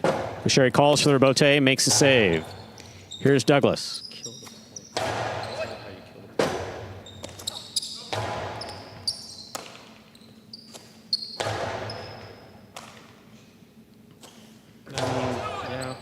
I get it. Rebote left side to the inside. Rebote left side save.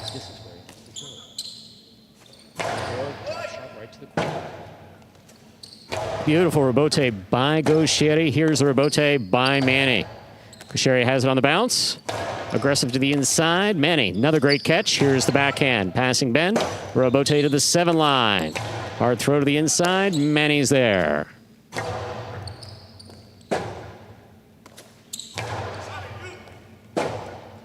Douglas makes the save. Gaucheri will take it on the bounce. Back to the inside. Manny looking for a rebote that is just not there. So well played by all 4 players. Point 1. On the board with 3 points. Here's post 4. Jairo and Benny.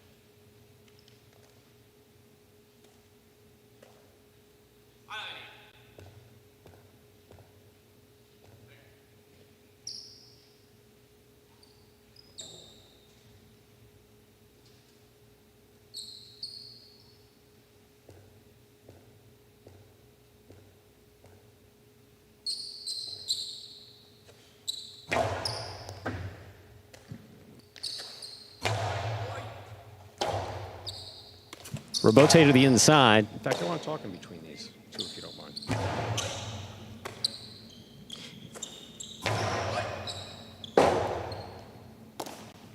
Rebote forehand. Beautiful rebote by Gaucheri. Here's Benny. Benny hard throw to the inside. Rebote.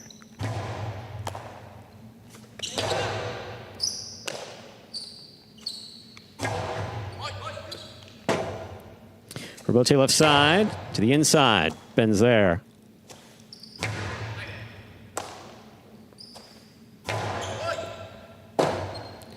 Rebote forehand. Scoop by Benny. Here's the backhand. Gaucheri. Big bounce rebote. Benny stops it on the forehand. Here's Gaucheri. Jairo. Rebote to the outside. Gaucheri calls for it. Big right side by Benny. Into the corner. Out to the rebote. Gaucheri makes the save. Here's Jairo.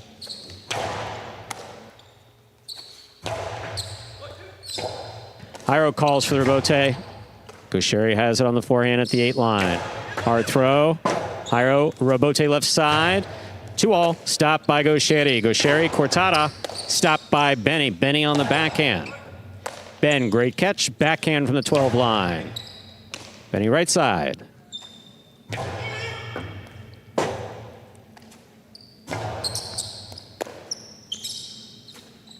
Big right side by Benny, caught by Ben. Ben on the backhand. Rebote forehand by Jairo. Gaucheri's there. Benny with the catch. Ben up high. Backhand from the 12.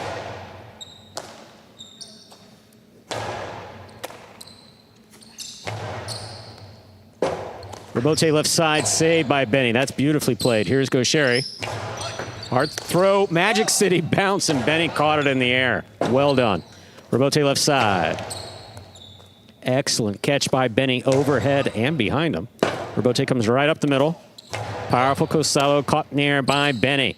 Low backhand by Benny, caught by Gaucheri. Benny now from the 11 line.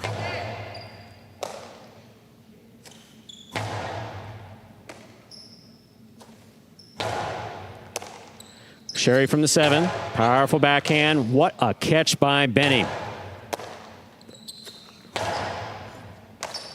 Benny again. Rebote. Forehand by Gaucheri. Benny has it. Backhand from the 11.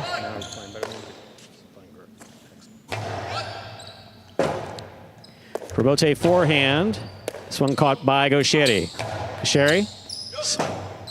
Benny saves. Oh, he puts that rebote to the outside, just out of play.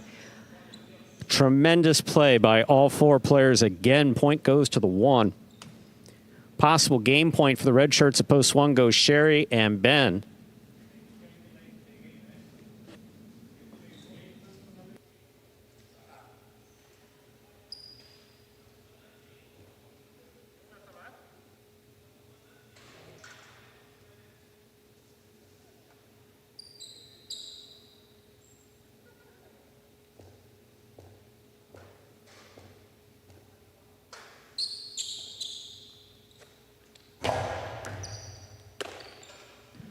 There's a backhand by Arta.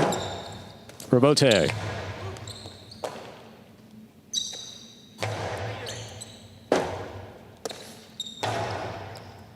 Arta on the catch. Backhand.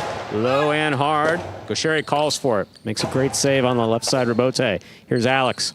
Alex powerfully caught by Gaucheri. Gaucheri powerfully caught by Arta. Arta from the 12 line.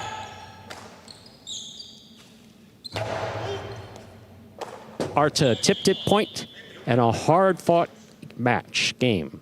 All that good stuff for post 1. Gaucheri and Ben. 3 serves to 8. This is for second and third.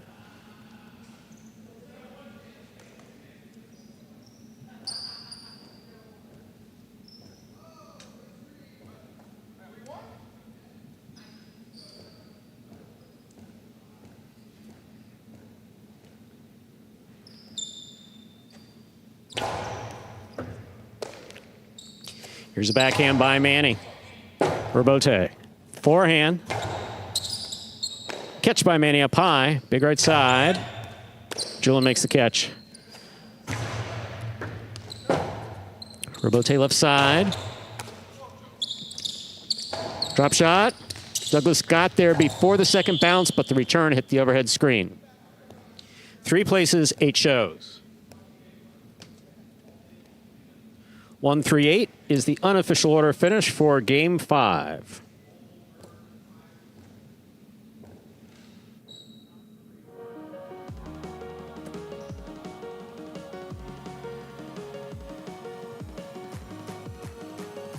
Results are official. Coming in first, post 1, Gaucheri and Ben. Taking second, post 3, Inaki and Julian. Coming in third, post 8, Douglas and Manny. 1-3-8. The official order of finish for Game 5. Your prices will be up in a moment.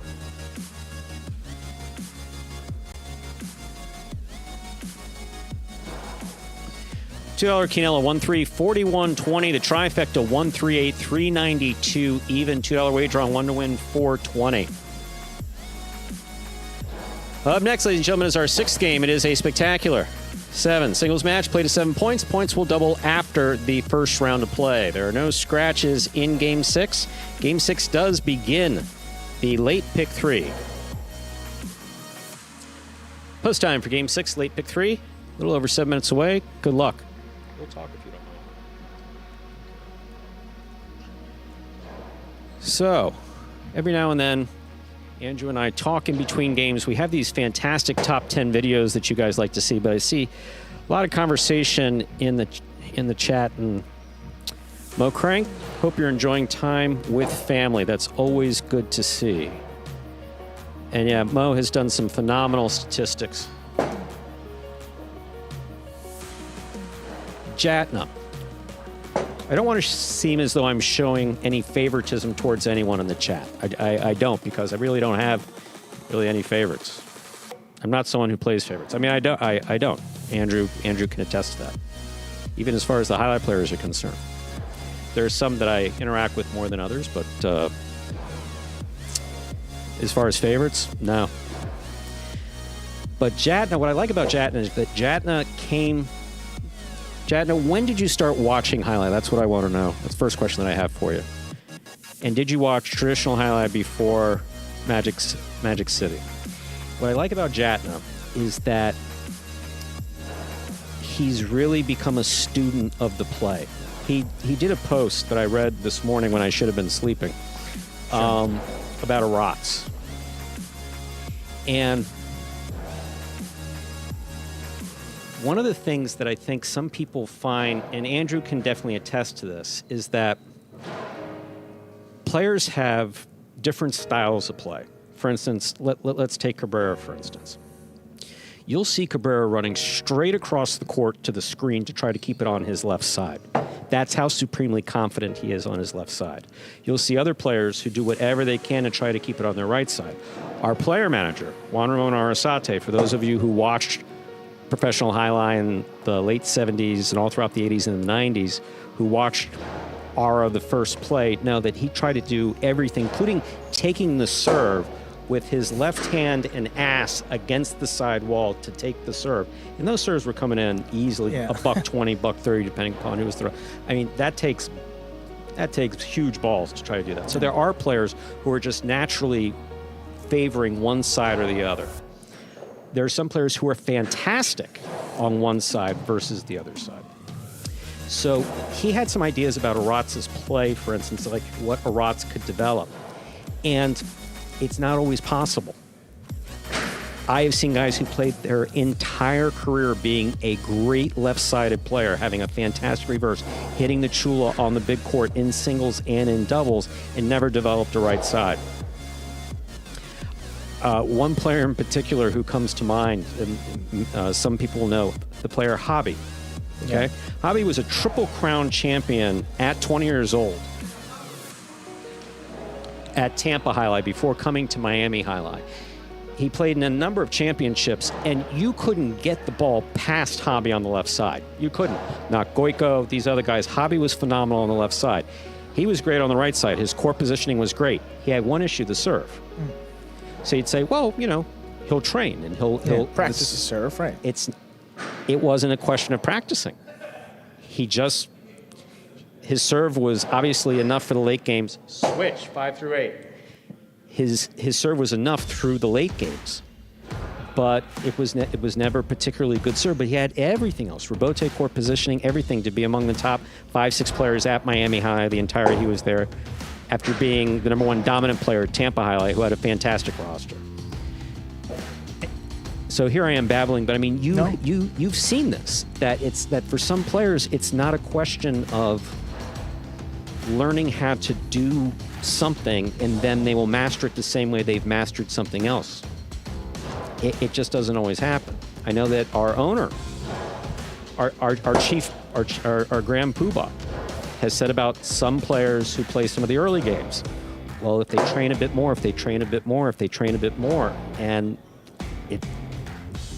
Yeah, It's I mean, to a certain extent, right? I mean, you see that development, but, in any sport, there's, a ceiling and a floor for guys. And,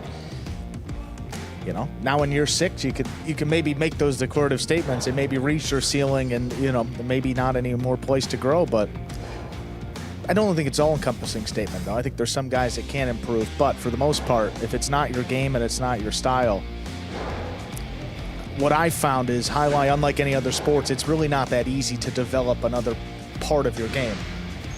Like in basketball, if you're not a good from your personal experience or from watching? Well, from watching. Okay. Yeah, not really much from the personal experience. I didn't get that far. But, in basketball, if you struggle shooting, I mean, you could stand in the gym all day, work on your form and shoot, and then you will get better. But, I mean, with a 2-wall, for example, I mean, you have to get it in the right position. You got to feel comfortable throwing it. You got to, everything kind of has to line up, and it's not just a one-step process. So, I mean, realistically, you're talking to someone who had, look, let me talk about my own thing.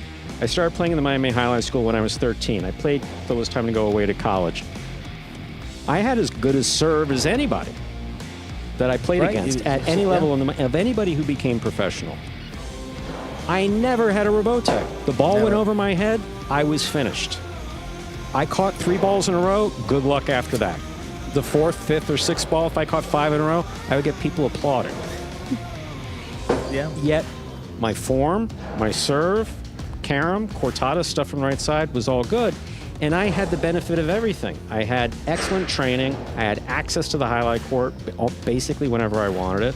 I had great cestas. I was fortunate enough to be able to have good equipment and a drive to do it. And we're talking, I used to spend 10, 12 hours a day on days not on Saturday and Sunday on the court, and I just was never able to overcome certain things. I will tell this one story where Joey was doing like summer clinics in the off season from Dania when he was still playing, and there was this 1-hour period that he didn't have at North Miami, and so he looked at me and he said, "Well, here, I hear you have problems with your rebotes." I got problems with several things. I think I was like 16 at the time. And he walked out onto the hardball court at North Miami Amateur Highlight, and it was just he and I, and he was smoking a cigar. And he said, "Let me see what you could do, catch, throw a little bit, serve. Hey, serve is great." Then he kept watching me on the rebote, and he was like, "Once it goes over your head, you're finished." So you got... It's like, yeah. Be honest with you, it's still like that. The 3 times a year that I walk out here, I just let the ball roll into my cesta and throw it. And then just throw it again? I'm with you.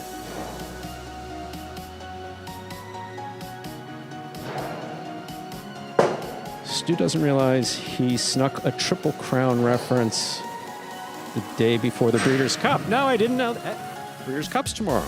Wow, no, I didn't know that. What?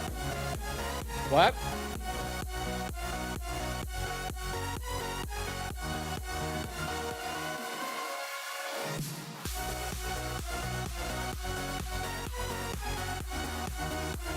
You want to talk some more afterwards? You'll get more talking. Time to begin Game 6. It is a spectacular 7th singles match. Julian serves, Nicholas receives. There's a serve. We begin.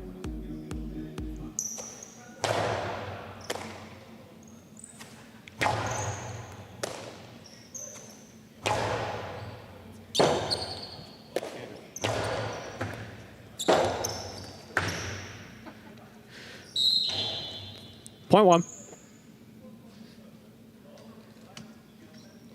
Receiving, white shirt, post 3, go Sherry.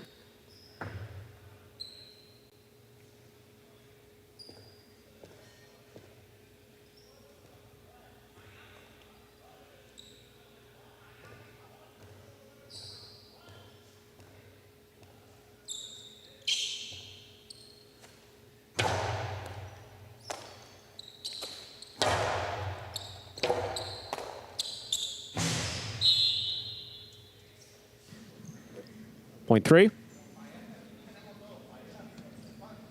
Green shirt to post 4. Here's Alex.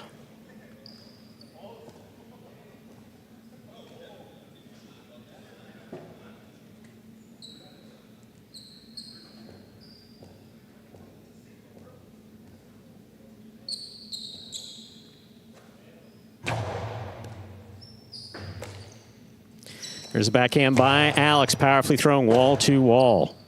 Rotate forehand. Rotate forehand. Low and hard. Sherry's there. Sherry fake the carom. Score to the inside. Point 3. 3 with 2 points. Here's post 5. Arats.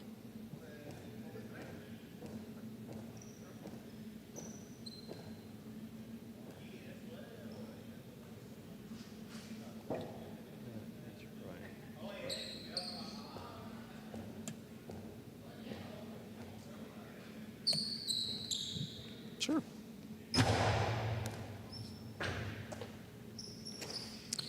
Powerful, powerful backhand by Arats. Here's Gaucheri.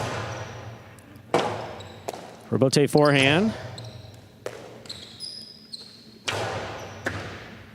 Arats, perfect placement for the rebote. That hit too high. Point 3. 3 on the board with 3 points. Here's post 6, Douglas.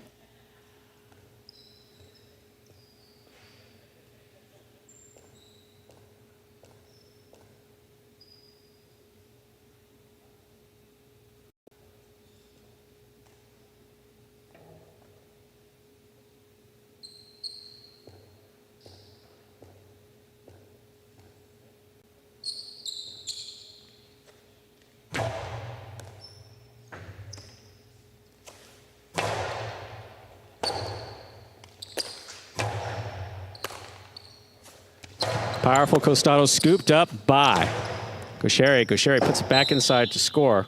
Point 3. 3 with 4 points. Here's post 7, Benny.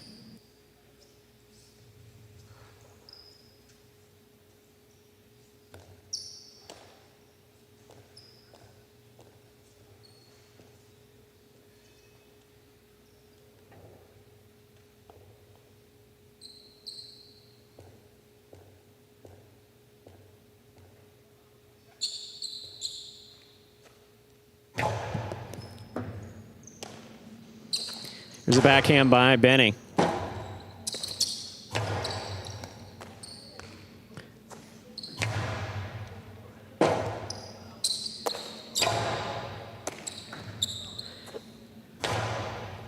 Gaucheri from the 9 line. Backhand. Benny takes it in the air. Backhand from the 10. Backhand 2-all.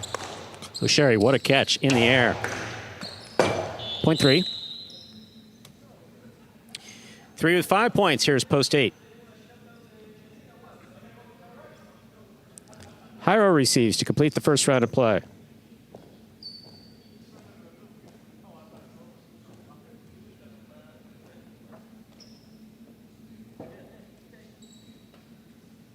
Look. It was Scott. That's fine. I was talking to Scott. That's fine, you're talking to Scott. Just be quiet. That's all I'm asking you, just be quiet. But he made me He can make you laugh. It's his responsibility to make us all laugh. Come on. Good movie. Rebote forehand by Hyro. Thanks. Scoop by Hyro. Gaucheri with a tip ball, point 8.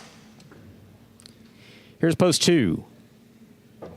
Nicholas, we've completed the first round of play. Matchups. We're 2 points now through the end of the game.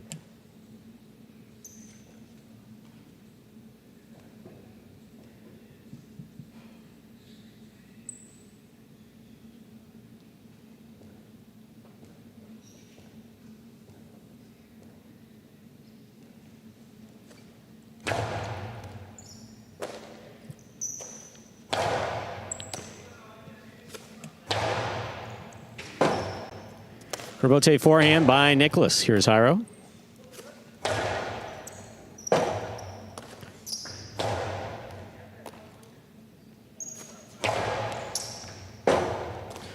Rotate forehand saved. The outside. Hyro makes the catch. Nicholas, tremendous effort at making that rebote. That just caught the overhead screen. Point 8. 8 with 3 points. Here's post 1. Julian.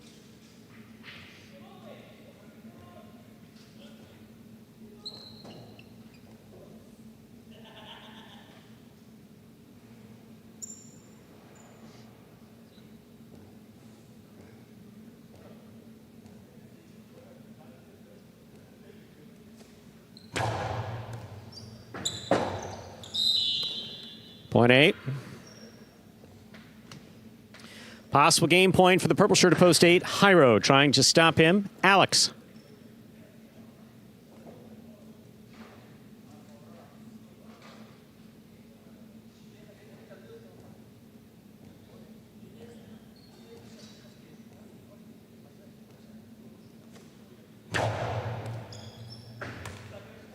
Here's a backhand by Alex. Robote coming out.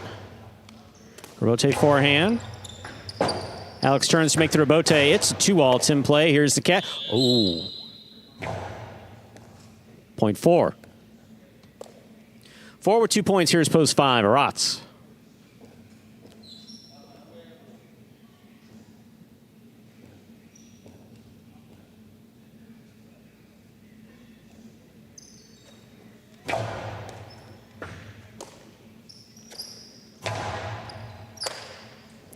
Here's a backhand by Alex. Catch by Aratz.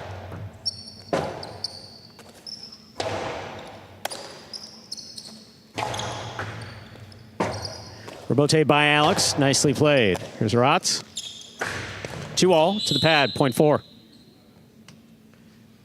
The 4 post has 4 points. Alex serves to Douglas. Yellow post 6.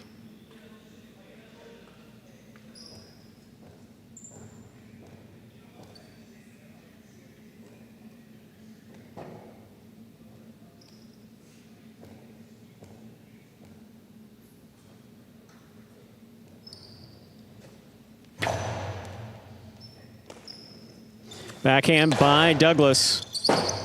Robote forehand by Alex. Hard throw to the inside. Here's Douglas.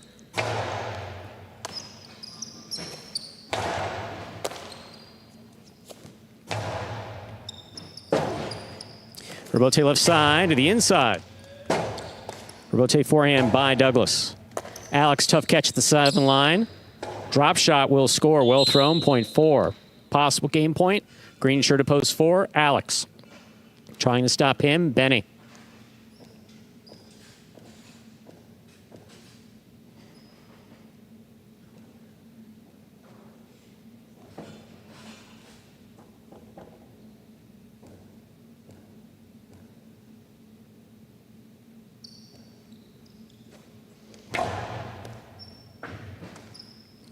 It's a backhand by Benny.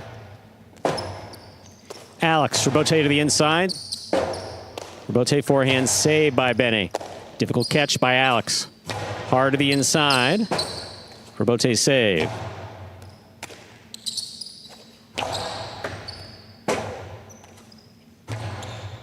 Alex eyes the ball, has it at the 8 line, low and hard to the inside. Robote by Benny. Alex takes it on the bounce.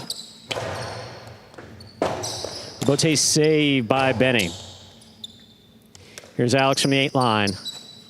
Lower and harder, scooped up by Benny. Forehand Robote to the outside. Benny, 2-all Robote. What a well-played point by Alex and Benny, point 7. 7 with 2 points, returning with possible game point. The white shirt at post 3, Gaucheri.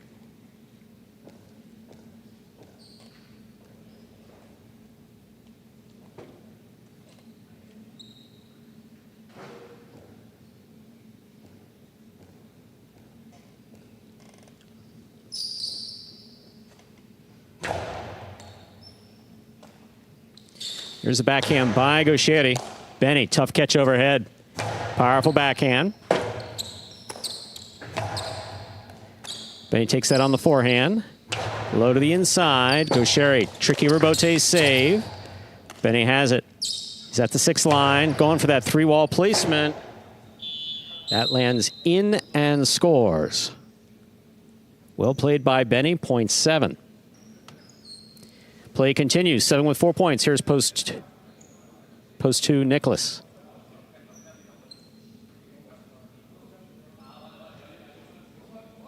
North.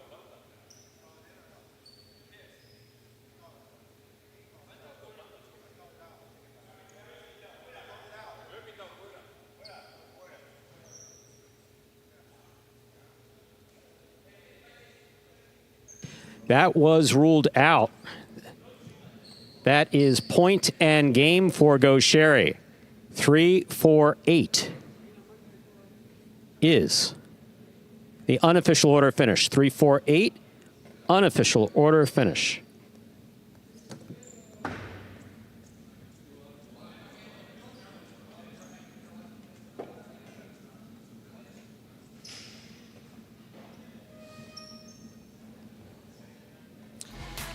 Yes, so for those of you tuning in, one judge, the judge that I was looking at, says that it was in. Backcourt judge who was closest to it said that it was out. Chief judge, player manager, verified that it was in fact out. Yeah, no replays here in Pelota. 3-4-8 is the official order of finish for game number 6. $2 Quinella, 3-4, $30. Trifecta 3-4-8, $466.60. $2 wager on 3 to win, $6. Up next, ladies and gentlemen, a spectacular 7 doubles match. Play to 7 points. Points double after the first round of play. Game 7 will conclude the high five for today.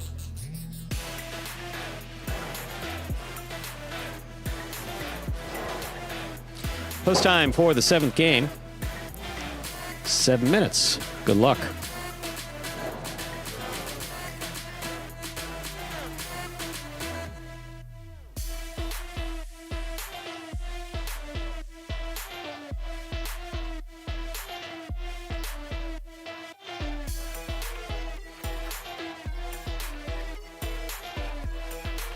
So Roland, I had to look at your comment twice.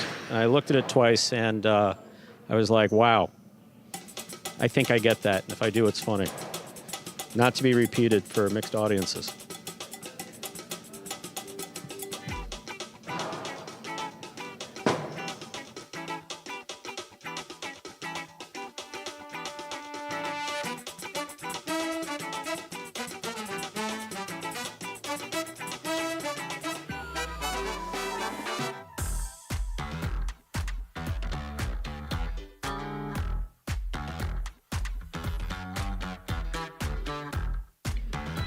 Brian D., you asked an interesting question. So, if I were taller, would things have been different? And I recognize that you weren't being a smartass. So, no, definitely not. I think that had I not had a fear of the ball,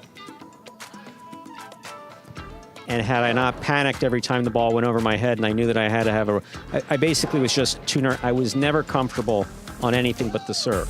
It's like I never was concerned that I was going to overserve or underserve. Never. I was never concerned about getting in the box. I was sometimes concerned about crossing the side wall. But my height, especially on the court at North Miami Amateur, no, my height was fine. So that wasn't an issue. Interesting question, though.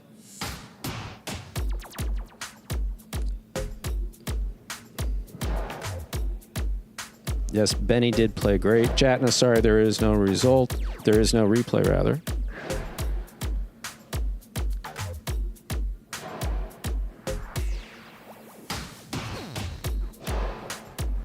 Got about 30 seconds for the next practice.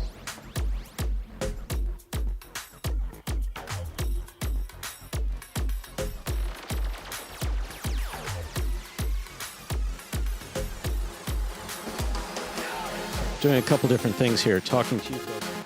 So which? 5-6.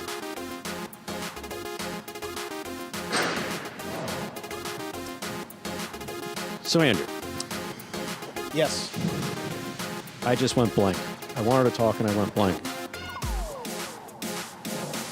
It's okay. I was going back to review. You know, it gets very difficult with the cage, so that's why that is a very, very tricky. I mean, look, let's just call it the way it is.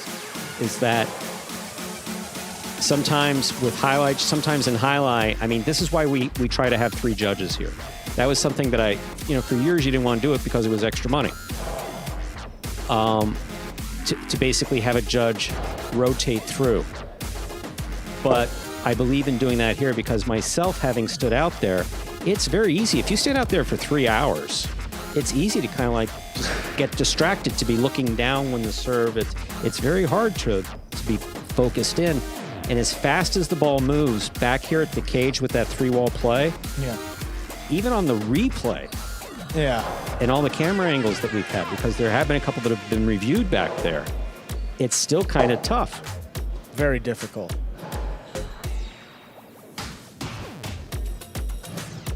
Yeah, there was that one call in particular that you're referencing, and I mean, I think there's a back camera, but I know those only are up, I think, during battle court. So either way, in Pelota, all the judges final, and Absolutely. again, that was close enough that, you know, I can't sit here and say that was very clearly in on a replay because I mean, you see where can't the ball bounced off the back wall. It I was- can basically, from my vantage Yeah. point right now, if you see Jairo standing out there at the cage, I can see Jairo from basically the chest up. That's all I can see in that area. Yes. I can't, if I were standing up, I mean, I guess I could see it back there. Yeah, that's a good point, Stu. There's a lot of calls where we actually may have a better view than the judges, and the right near the service box from about the 11 line there extended to the cage, that back left corner as you're looking at it, we really can't see anything there. Now, Hawkeye, so Jatner brings that up. They also use that in tennis, don't they? Or it's got a different name in Yes. tennis? Okay. Yeah. So just so you know, Magic City Highlight for the most part has been spare no expense. But the expense of that particular system is like psychotically expensive. It's like I can imagine. it's psychotically. I believe that we did get a quote at one point, and there's just no way to justify it. At this point, I mean, there may be at some point. I mean, if there's in battle court, if all of a sudden bajillions of dollars are being wagered on battle court, and you know we have people with thousands of dollars on the line with every one of these calls, then yeah, maybe. Well, the technology, the Hawkeye technology is, I mean, it's really top of the line. It doesn't just, track the controversial calls. It actually tracks every single, I mean, in tennis, every stroke, every hit of the ball, whatever it is. They see where that ball lands, where it gets returned to, so that technology is very advanced, and we just see that snippet where they show you exactly where the ball lands, right, like in relation to the line. But I mean, it's every single throw. Even if it's clearly in, that ball is tracking where it lands on the court. And to get that here on a 120-foot court, it's about the same width of a tennis court, but I'm going to guess a little bit longer. I should take a pay. I mean, if Scott asked me to take a pay cut, I would. But I mean, based on my pay versus what that costs, wouldn't even make a dent. Don't even know. Yeah, exactly. Game 7, final doubles game. Good luck.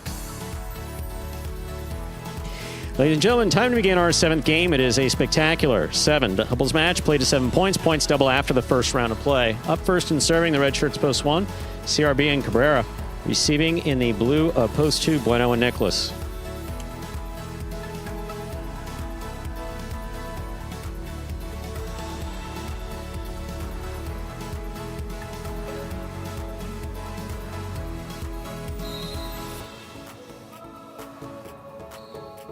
Here's the serve. We begin. Backhand by Nicholas.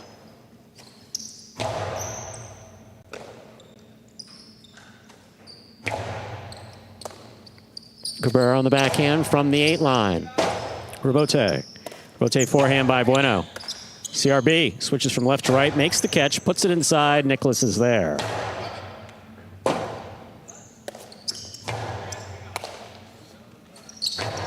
Splitter lands in and scores point 2.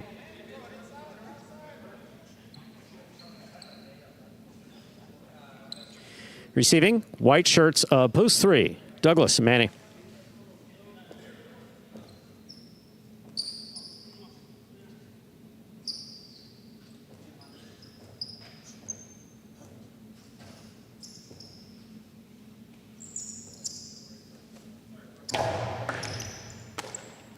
Here's a backhand by Manny.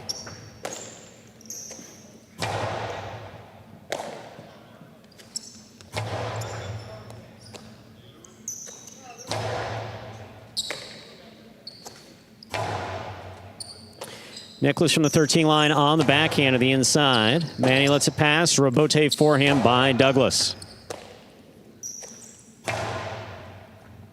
Beautiful catch by Manny in the corner.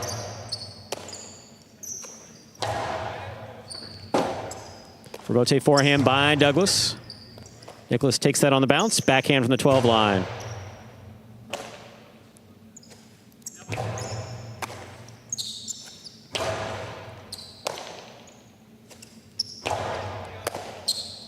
Bueno from the 7. Manny's there.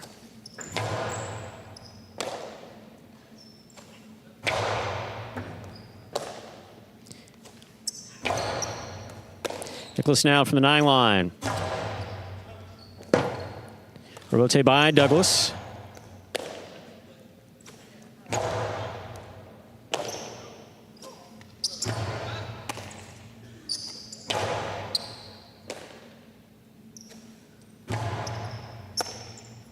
There's a backhand by Nicholas. In and out of the cess of the ball goes deep in the backcourt, point 2. In this matchup, Bueno serves to Alex and Arta, wearing the green shirts of post 4.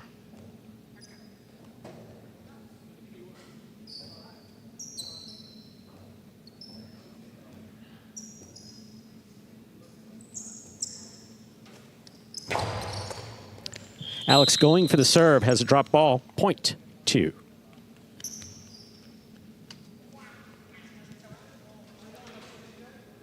Two with 3 points. Here's the black shirts, post 5, Iñaki and Julian.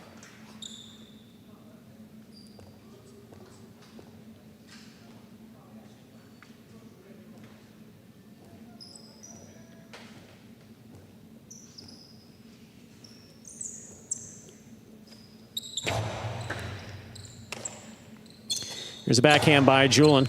Nicholas is there. Iñaki from the 8 line. Ball tipped off the scoop attempt, point 5. Yellow shirts, post 6. Ikeda and Aratz.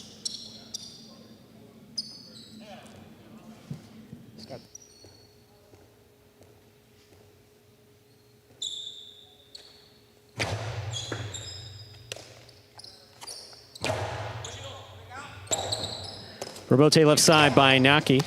Caught in the air. Karam. Inaki reads it, stops it on the forehand. Aratz comes up with a clutch catch on the right side at the 6 line. Here's Julian. Hard to the inside, 2 players there. Aratz scoops it. Julian on the catch.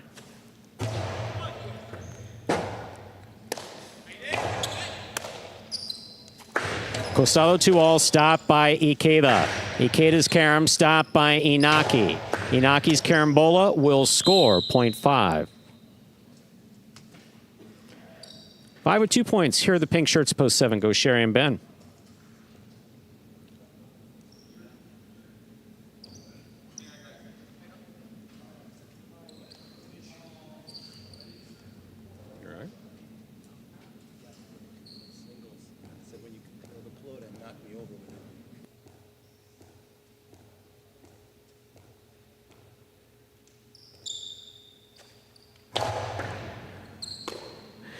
Here's the backhand by Ben.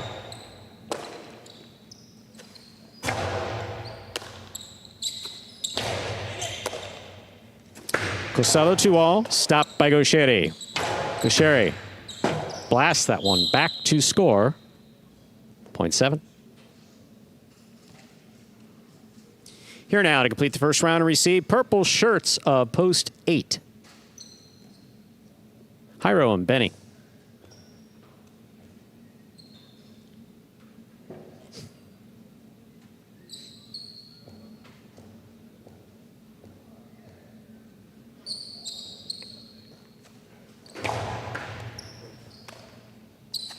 Here's a backhand by Benny. Robote forehand by Gaucheri. Gaucheri calls for the Robote, puts it to the inside. Here's Benny from the 10 line.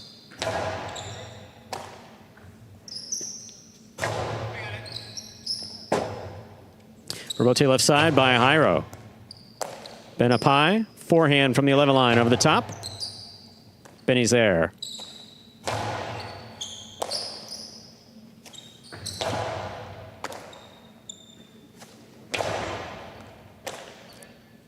Ben from the 12 to the inside. Benny's looking for the rebote, makes the save. Gaucheri attacks. He's at the 6 line. Costello 2-all stopped by Jairo. Jairo hard play. What a catch by Ben.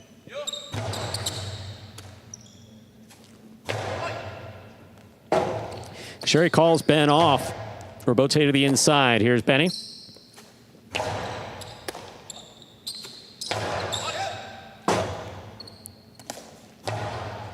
Catch by Gaucheri.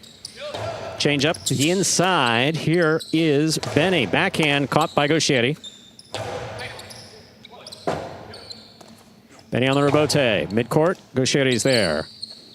Sidearm carom from the outside scores. Well done.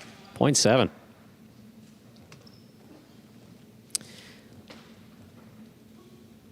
Seven with 2 points. We've completed the first round of play. All matchups. We're 2 points now through the end of the game. First to return, CRB and Cabrera.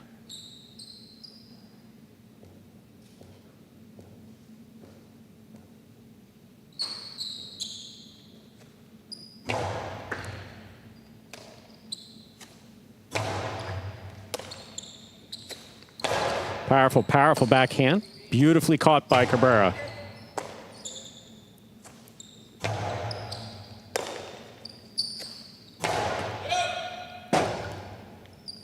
Rebote, sidearm, stopped by Cabrera. Forehand by Cabrera, stopped by Gaucheri. Here's the backhand. Powerful backhand by Cabrera. Clean miss. Rebote save by Cabrera. Here's Gaucheri. Splitter, stopped by CRB. Here's Cabrera on the forehand.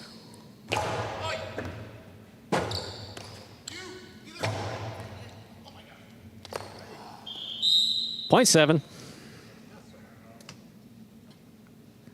7 with 4 points. Here's post 3. Douglas and Manny.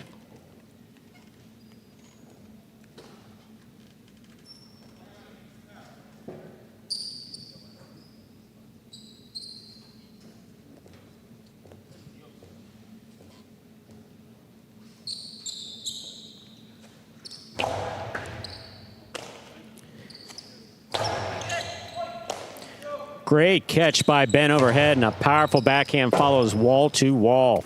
Rebote forehand. Catch by Douglas. Here's the backhand. Rebote is going to come all the way out to the 5 line. Turned on the forehand of Gaucheri. Catch by Manny. Gaucheri's calling for the rebote.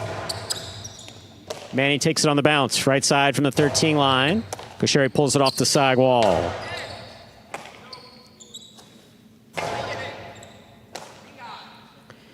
Backhand by Ben, back to the inside, and Manny's there.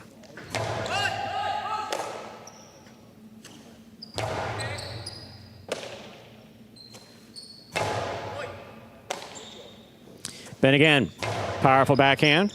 Manny's there. Rebote forehand. Manny from the 12 line, sidearm. Gaucheri's looking for Rebote at the 9 line, puts it inside. Here's Manny. Ben on the catch. Backhand from the 11.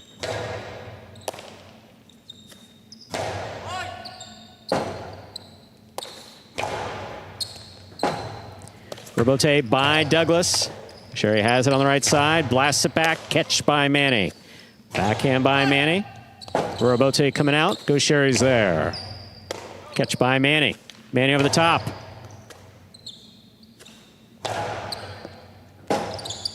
Rebote forehand by Douglas. Gaucheri for the rebote at the 9 line again. Douglas cuts it off. Backhand from the 7. Powerful backhand by Ben.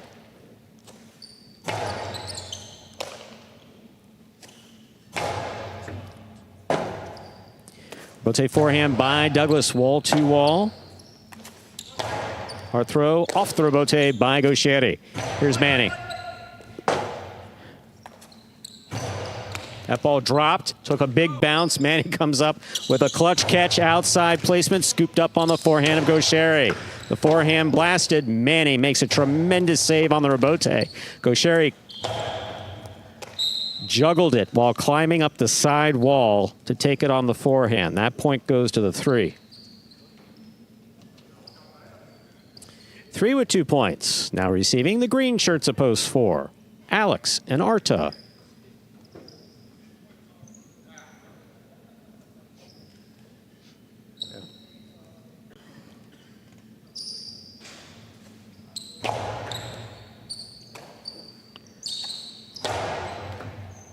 Robote left side by Douglas. Alex, oh, tip ball at the 5 line. Point 3. Receiving in the blue, post 2. Bueno and Nicholas.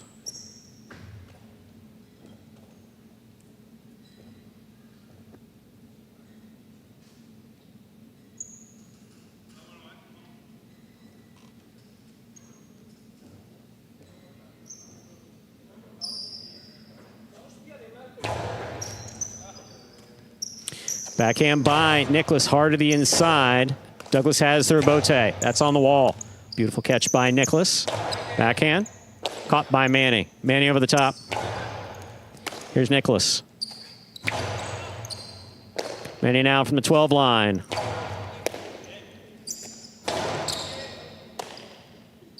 Here's a backhand by Manny.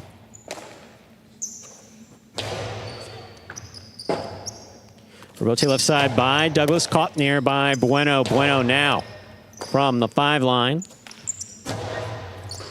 Tough catch by Nicholas overhead at the 10. Big right side by Manny. Shooting down. Cut off in the air by Bueno.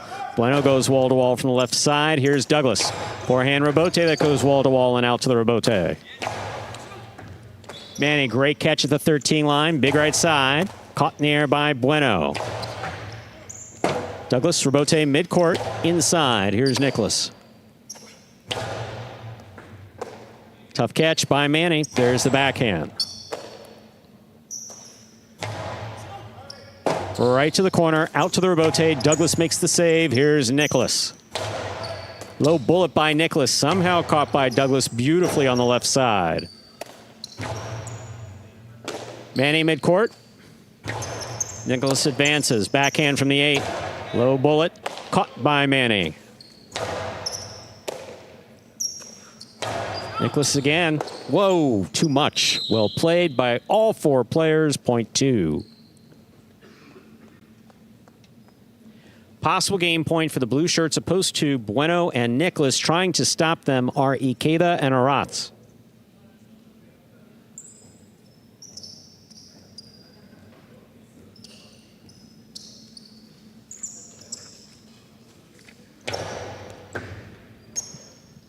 Here's the backhand by Aratz.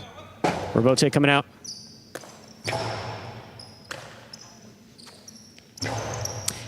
Nicholas at the 9 line.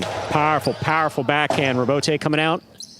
Rebote forehand by Ikeda. Nicholas takes it on the bounce. Backhand from the 10. Low and hard. Right to the corner, and Aratz is there.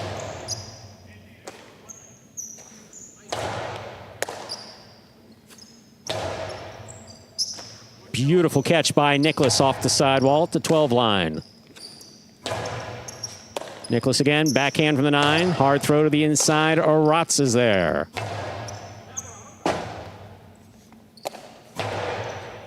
Excellent catch by Ikeda. That ball does clear the overhead screen. Big bounce to the forehand of Bueno. Caught by Ikeda. Nicholas, backhand from the 9 line. What a catch by Aratz.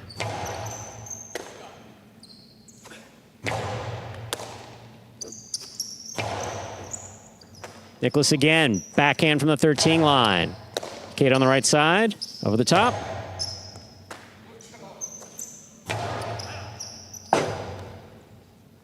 Rebote forehand by Ikeda. Nicholas will take it on the bounce overhead at the 9 line. Aratz advances, takes it in the air.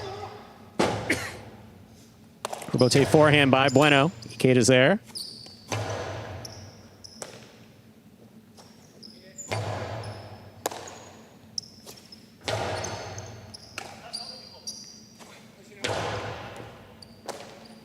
Here's a backhand by Rotz.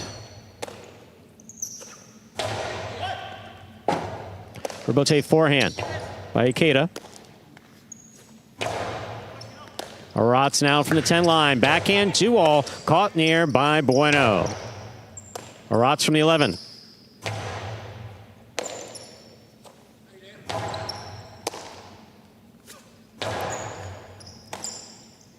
Nicholas again low and hard. Robote for the forehand of Ikeda. Light touch.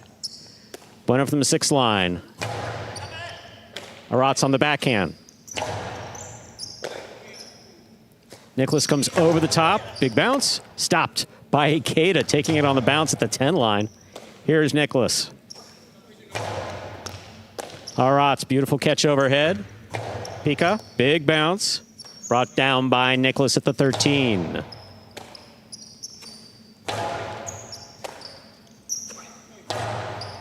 What a catch by Ikeda at the 9. Backhand.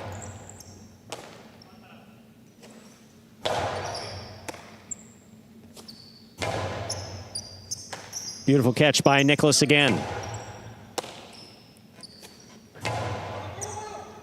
Robote coming straight up the middle. Forehand Robote by Bueno will score for the win. Point and game, post 2.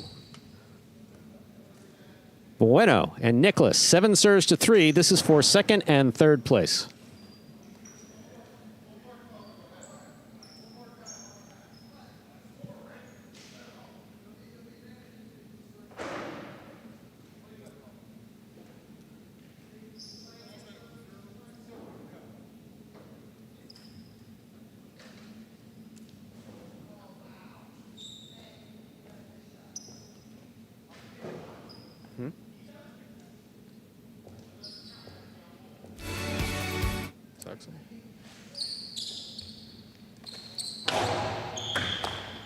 Under serve, 3 places, 7 shows.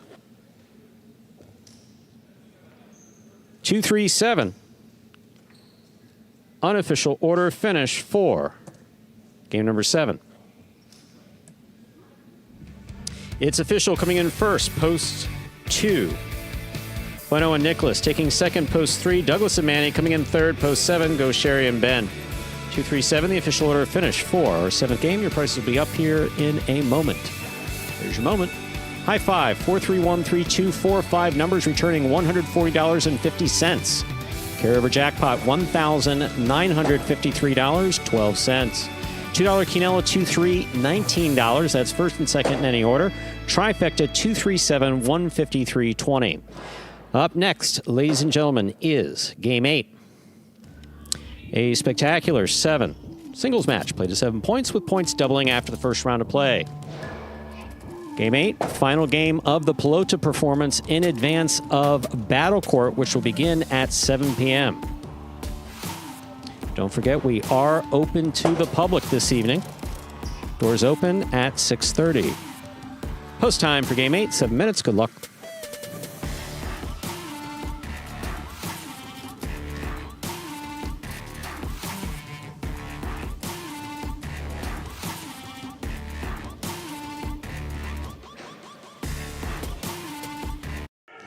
House. I went to the university and said, do you think we could send something out to all the ex-athletes for the last 20 years and say, we're looking to hire and train highlight players? When I first got the email, I thought it was pranking me. They paying us, man, and we can win big money. Let me see what this is all about. That's what you gotta do. Get some money. The players taking the court are all athletes you may recognize. Baseball, football, track and field. If it's no contact in this sport, it's gonna be a piece of cake. We knew going in, they're not gonna be great the first day. It'll be like the Jamaicans with the bobsled team. Blood, sweat, and tears. We got the streets on fire. This is a sacrifice I think is going to pay off in the end. This is a dream for me. I gotta win. Can't get drama better than this. Let's get ready to play.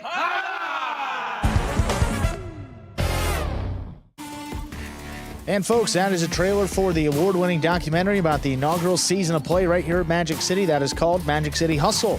Directed by Billy Corbin, the creator of Cocaine Cowboys, Screwball the U, and much more.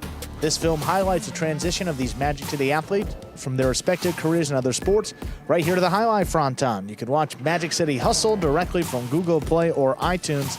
It's as simple as that. Either rent or buy from either platform. If you buy it for just a few dollars more, you can enjoy it as many times as you like for life. That will take us here about 6 minutes from the start of game number 8, the finale in this Friday Pelota performance. Don't forget about Battle Court tonight at 7 p.m. It will be the Chargers and the Warriors. We get started in the top division of doubles. Make sure you get here on time. Zuleika and Benny take on Douglas and Nicholas. You don't want to be late for that one. Really good one to get the day started. Then 6 division doubles, El Barba and Gallo take on Williams and Stan.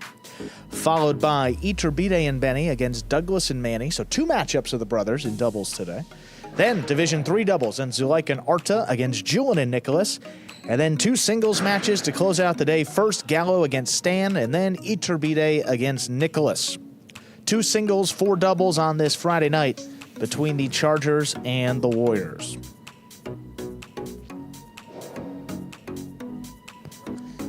And for those of you that joined us a little bit late in today's performance, this is the final traditional Pelota performance here on Fridays through 2024. When we return next week, Stu, that will be the 8th of November, you will be able, win wagering is available on these Battle Court doubles matches in the morning. There'll be a 2:30 Battle Court performance, 6 matches, and then another 6 matches of Battle Court beginning at 7 p.m.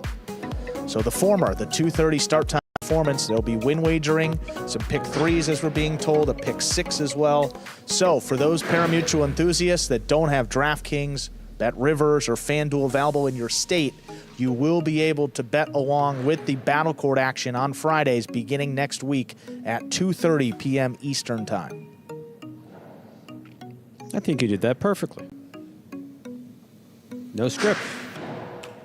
Beautiful. Come on down, test it out. We will be open on Fridays only for the night performance. But again, win wagering will be available along with some exotic wagers, some pick 3s, and a pick 6 as well.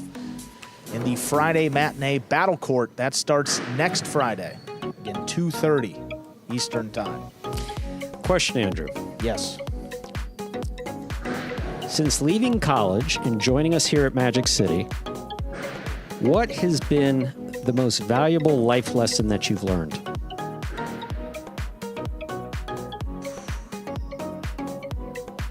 Wow. Doesn't necessarily have to be something overly positive.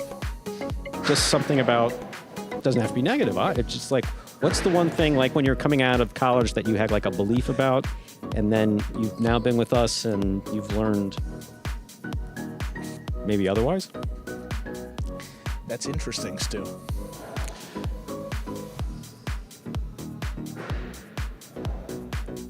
I think as somebody that was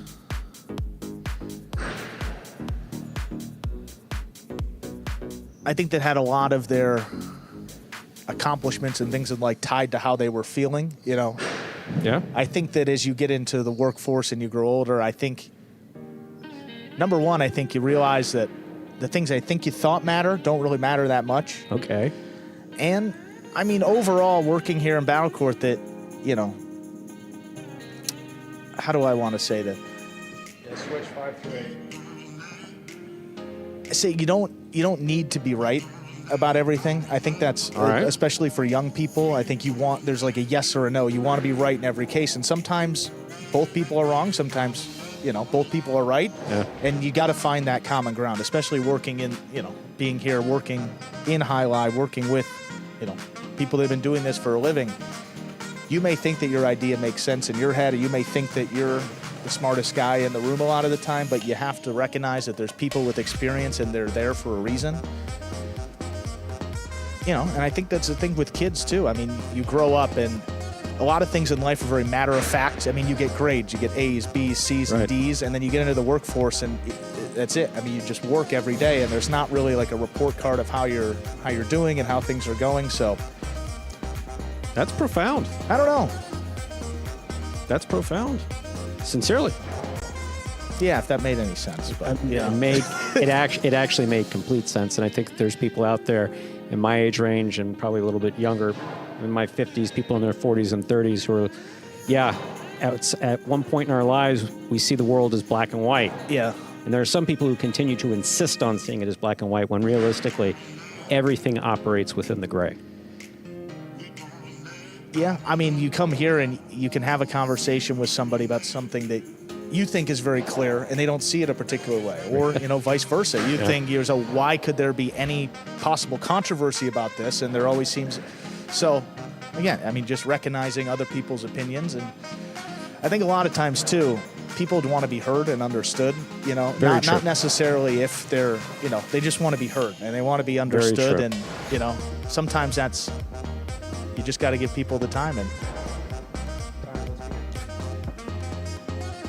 no, I think. I don't know. I mean, how many times have you seen me basically give a player an opportunity to plead their case or whatever it is, knowing that it's not going to change the outcome of whatever it is we're talking about? Just letting them talk.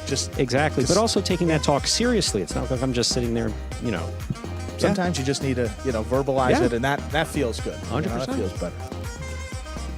With that, time to begin our 8th and final game, a spectacular 7 singles match, played to 7 points, points double after the first round of play.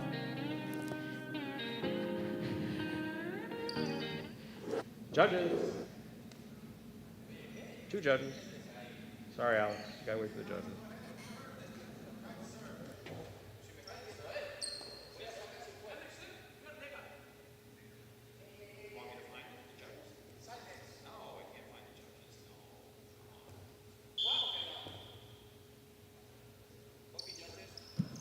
Here's the serve. We begin.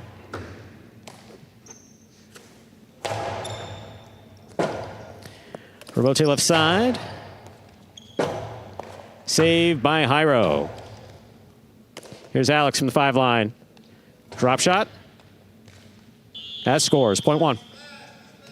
Alex first on the board here in our 8th game. That'll bring to the court the white shirt at post 3, Nicholas.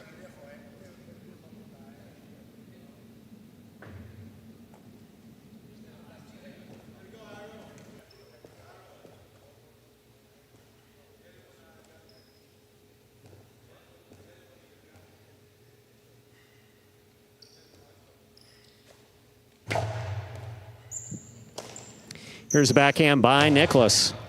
Rebote left side by Alex to the inside. Well played. Rebote. Here's Nicholas on the left side. Costado scores for Nicholas. Point 3. 3 serving to the green shirt at post 4. Here's Douglas.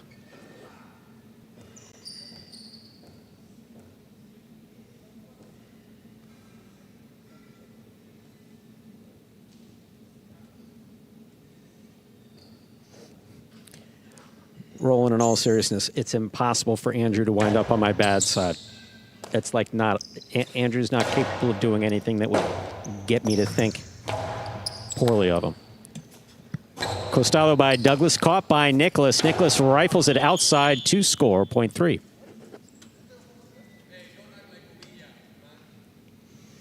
Black shirt at post 5. Benny receives.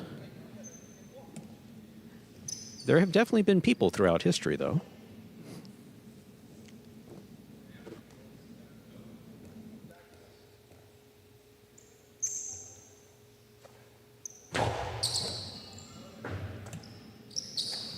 Backhand by Benny. Rebote forehand by Nicholas. Ball tip, point 5. Receiving in the yellow shirt, post 6. Here's Manny.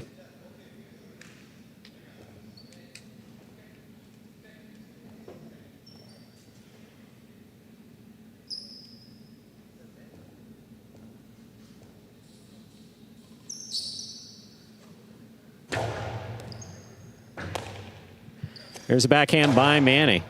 Benny's there. Backhand from the 10 line. Rebote forehand. Catch by Manny. But Benny, rather. Benny from the 10 line. Karam. Wow. That was nice. 0.5. Pink shirt at post 7. Arats receives.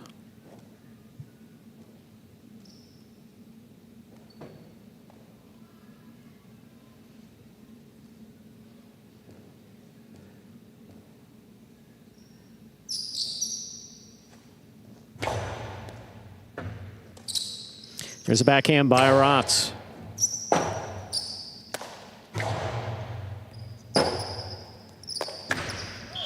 Point 5. 5 with 3 points. Here's post 8, the purple shirt. To complete the first round of play, go Sherry.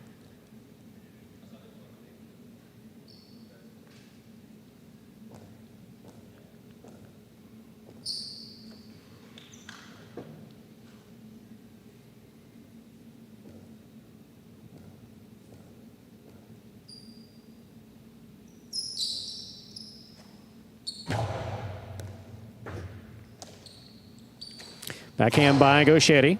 Benny's there.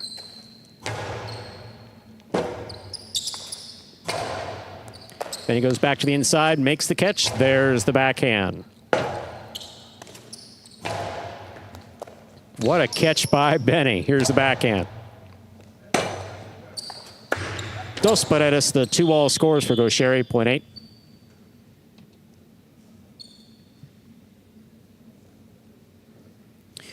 We've completed the first round of play. Matchups are worth 2 points now through the end of the game. First to return, Jairo, blue post 2.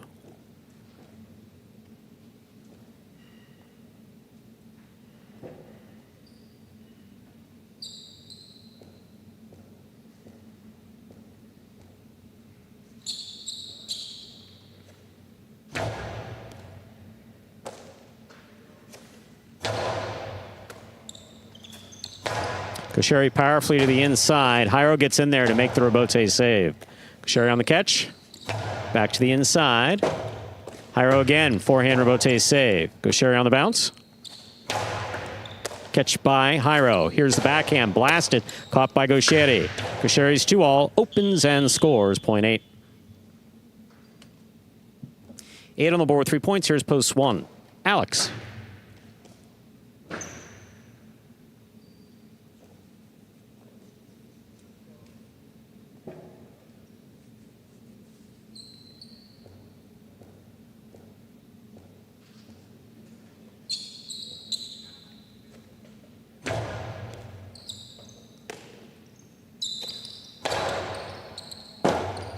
Rebote forehand by Gauchetti. Alex takes it in the air. Powerful throw. Rebote left side, inside. Alex going for the rebote save. That had the distance. Here's Gauchetti up at the 3 line. Philo to the outside, scores 0.8. Possible game point. Purple at post 8. Gauchetti trying to stop him. Post 4, the green shirt, Douglas.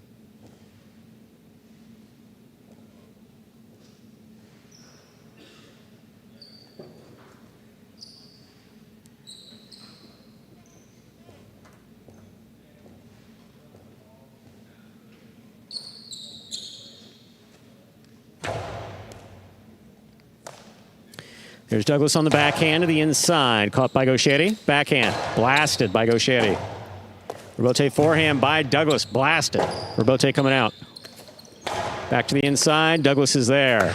2-all by Douglas. Lands out. Point and game, post 8. Gauchetti. He had a perfect game. No playoff here. 5 places, 3 shows. 8-5-3. Unofficial order finish for game 8.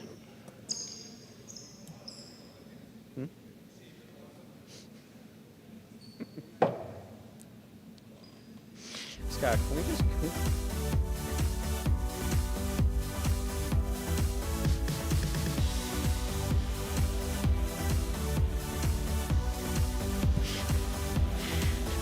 Coming in first, post 8, Gauchetti. He had a perfect game. Taking second, post 5, Benny. Coming in third, post 3, Nicholas. 8-5-3, the official order finish. There are your prices. Late pick 3, 3-2-8, 3 of 3 numbers, returning $111.80.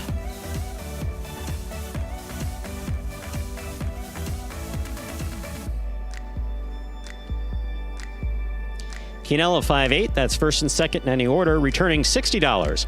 Trifecta 853 224.40.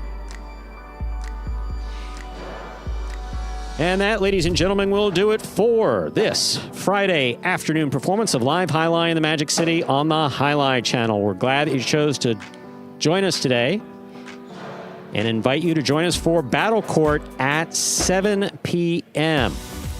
If you want to come join us live, doors open at 6:30. Don't forget, ladies and gentlemen, that Pelota action returns Monday and Tuesday, but Fridays from now on, we will have Battle Court at 2:30 p.m. on Fridays, 2:30 and 7, with a Pari-mutuel twist.